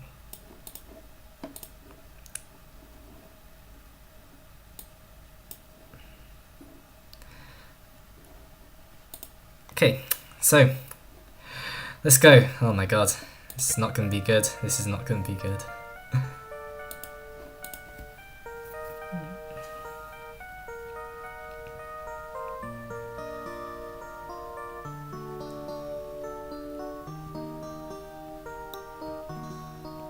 I've always heard people say that love never lasts and that eventually it'll pass, but I guess I always thought that certain loves were different.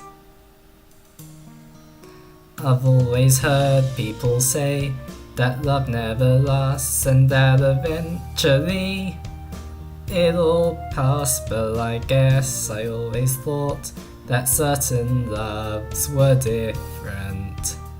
Specifically this one, something about the way they shined and lit up the midnight sky. Ooh, and the way her eyes glistened like the shattered edges he worked so hard to smooth. Ooh, and when she took the stage and remembered his name. Wait. Flip! I even sang it wrong, god damn it. Okay, I probably should have just stopped after like the first verse, but okay. Yeah, anyway, this time let's specifically just record the first verse. And also kind of messed up the melody there, so I need to redo it again. I mean, I mess up the melody anyway, even when I'm trying to sing it correctly, but... And also kind of realised I transcribed it wrong, but I'll fix it later. I've always thought...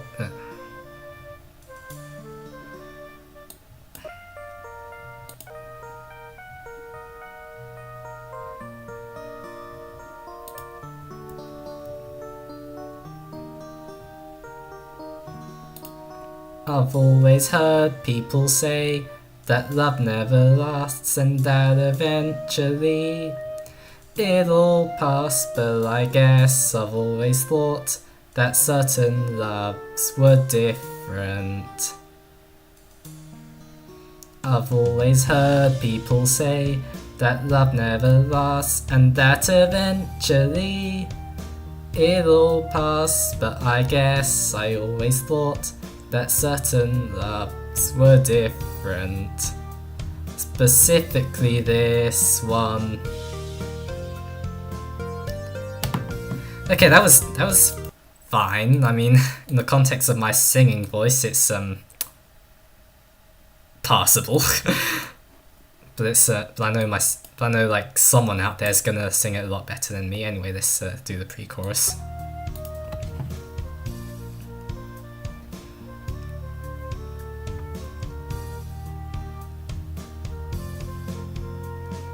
Something about the way they shined and lit up the midnight sky. Ooh, and the way her eyes glistened like the shattered edges he worked so hard to smooth.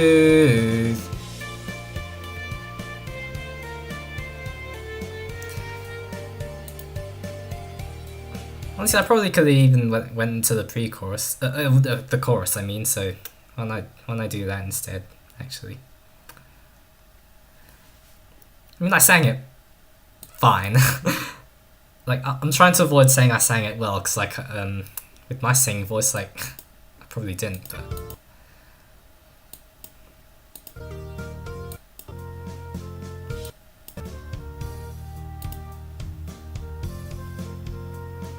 something about the way they shined and lit up the midnight sky. Ooh, and the way her eyes glistened like the shattered edges he worked so hard to smooth. And when she took the stage and oh my god! I keep messing up! You know what, I need to create my own text document. Let me go to my Google Drive. This is the wrong... Okay. Go to the YouTube community folder. And I'll just dump it here for now, but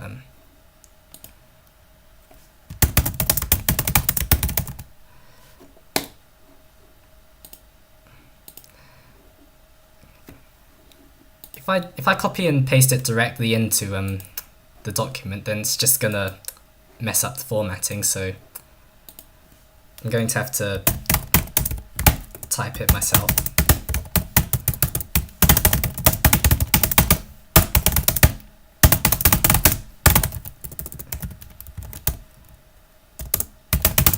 And eventually...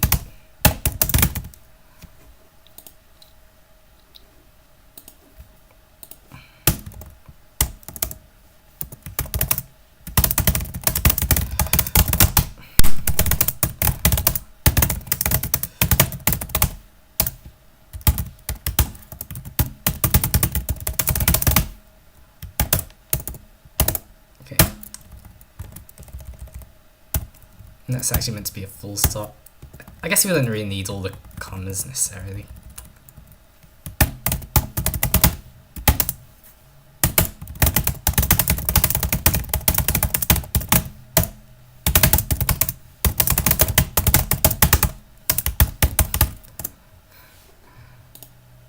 Okay, and the way her...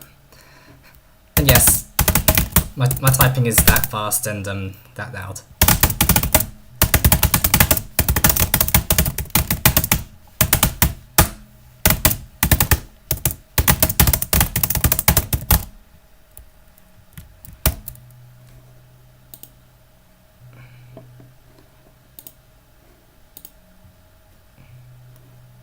The shattered edge is its own line, for reasons.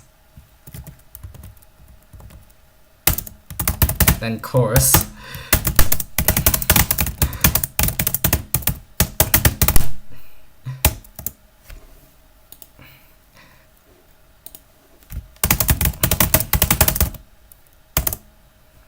There's no full stop.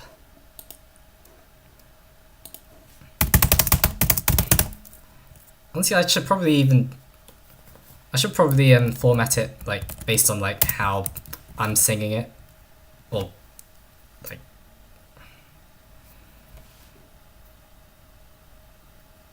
So yeah, I'll just keep shattered edges like here.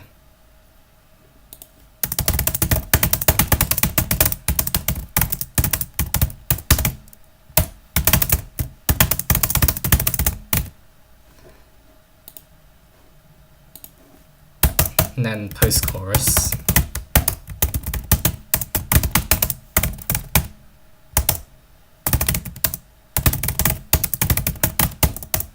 And verse 2. I'm almost done typing it up. When she took this. Yeah, that's that.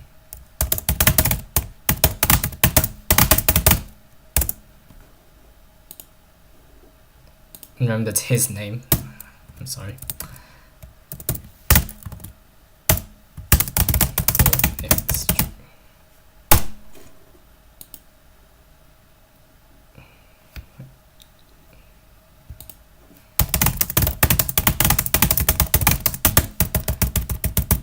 And just like elongate that words just to really drive it in that we're holding that. Okay, let's do the recordings. I just want to sleep. And we can get it done. We already did verse 1, so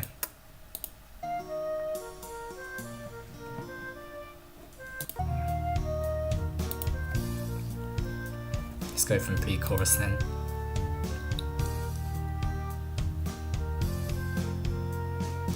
Oh wait, heck, I forgot to... Hold on a moment. I wasn't prepared for that, sorry.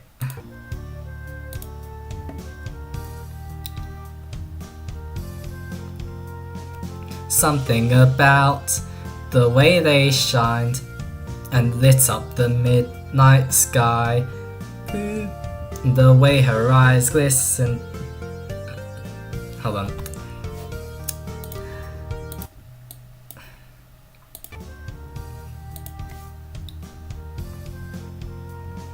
Something about... Oh my god. I can do this, I can do this.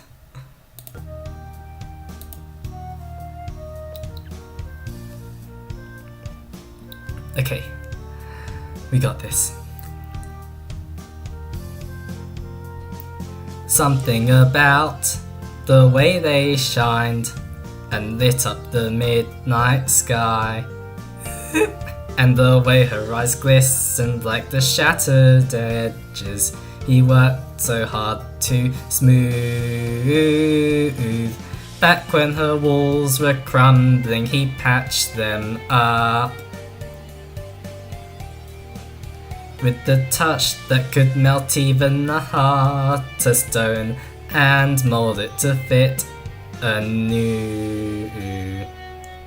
Mosaic broken hearts bonded together forever.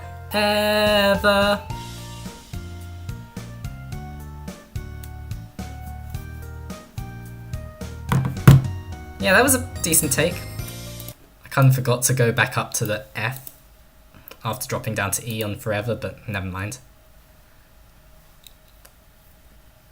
I mean, my singing's just meant to be a guidance anyway, so like, it's like, you know, hopefully one of you lot can sing better than me and will take this and like do a better take than me, but I can only hope. Okay, anyway, let's do verse 2 before I sleep.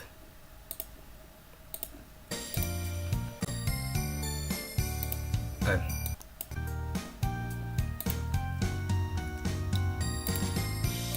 Hold on, not quite ready yet.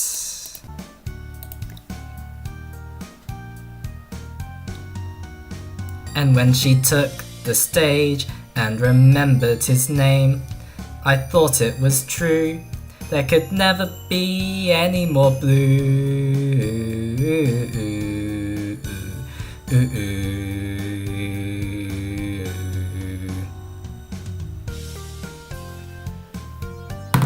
Okay, so yeah, those are my vocal takes. Do you not want to hear them just before we go to sleep? Let me just name them quickly. So this is Love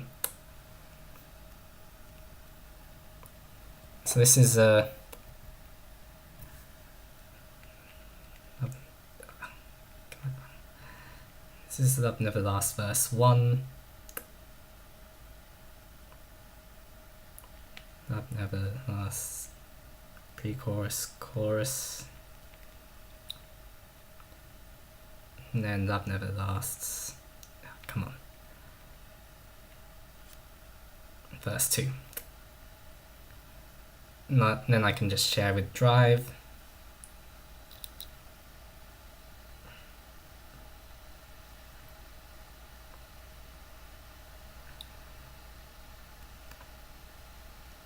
I'll put them in the community folder, because why not?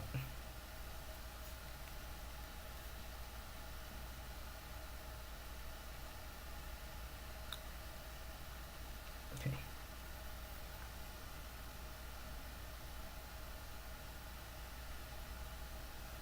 Okay, so just before we sleep, or just before I sleep at least, and you lot do whatever you lot want to do.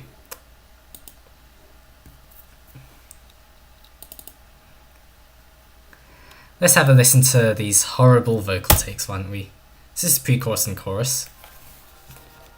Something about the way oh my god, shined and lit up the midnight sky.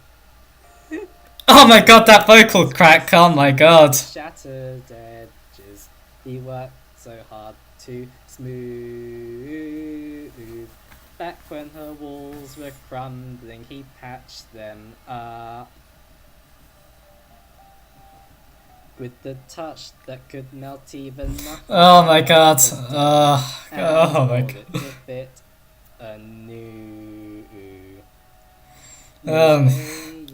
Broken hearts bonded together forever.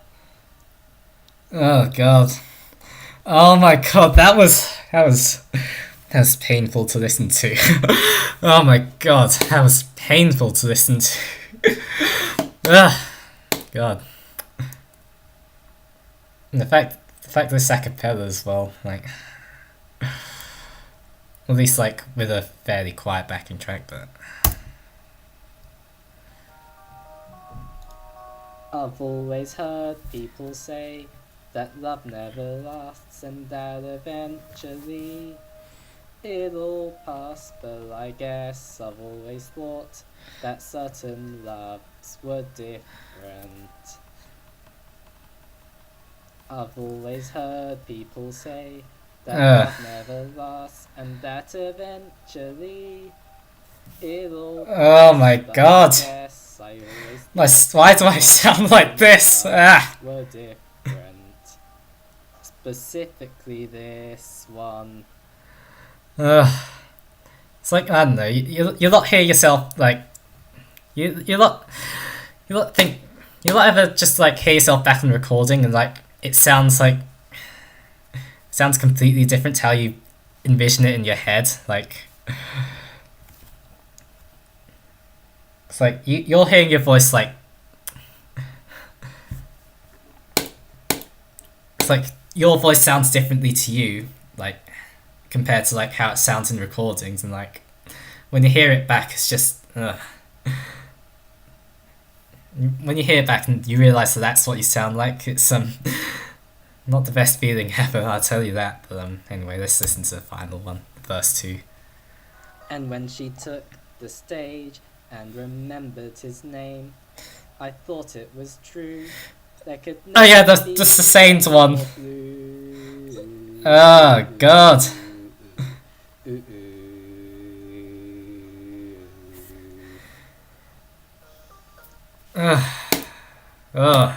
Oh my god. That was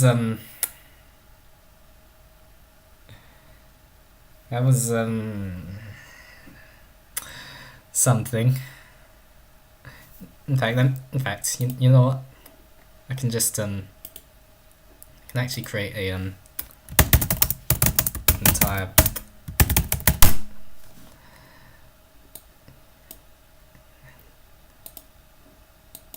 then I'll just add back I'll just add.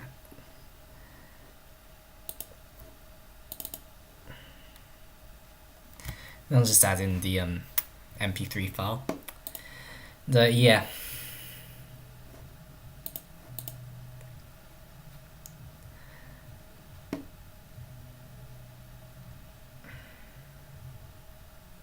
So yeah, I guess that's where I'll end it now though. So so yeah, you lot can get a break from my horrible singing voice. I need to listen to it more. I need to actually like edit this damn thing and like put those vocal tracks back in. But as for you lot though, I mean there's none of you here anyway, so like does it really matter? But yeah, I mean the rest of you can like stop watching now. So while I just quickly finally edit down this thing and just kind of add my own vocal takes to it. It's gonna sound absolutely embarrassing, like especially with everything else just being so like well produced, and there's like my goddamn singing voice on top of that. But yeah. Anyway, see you later. See you.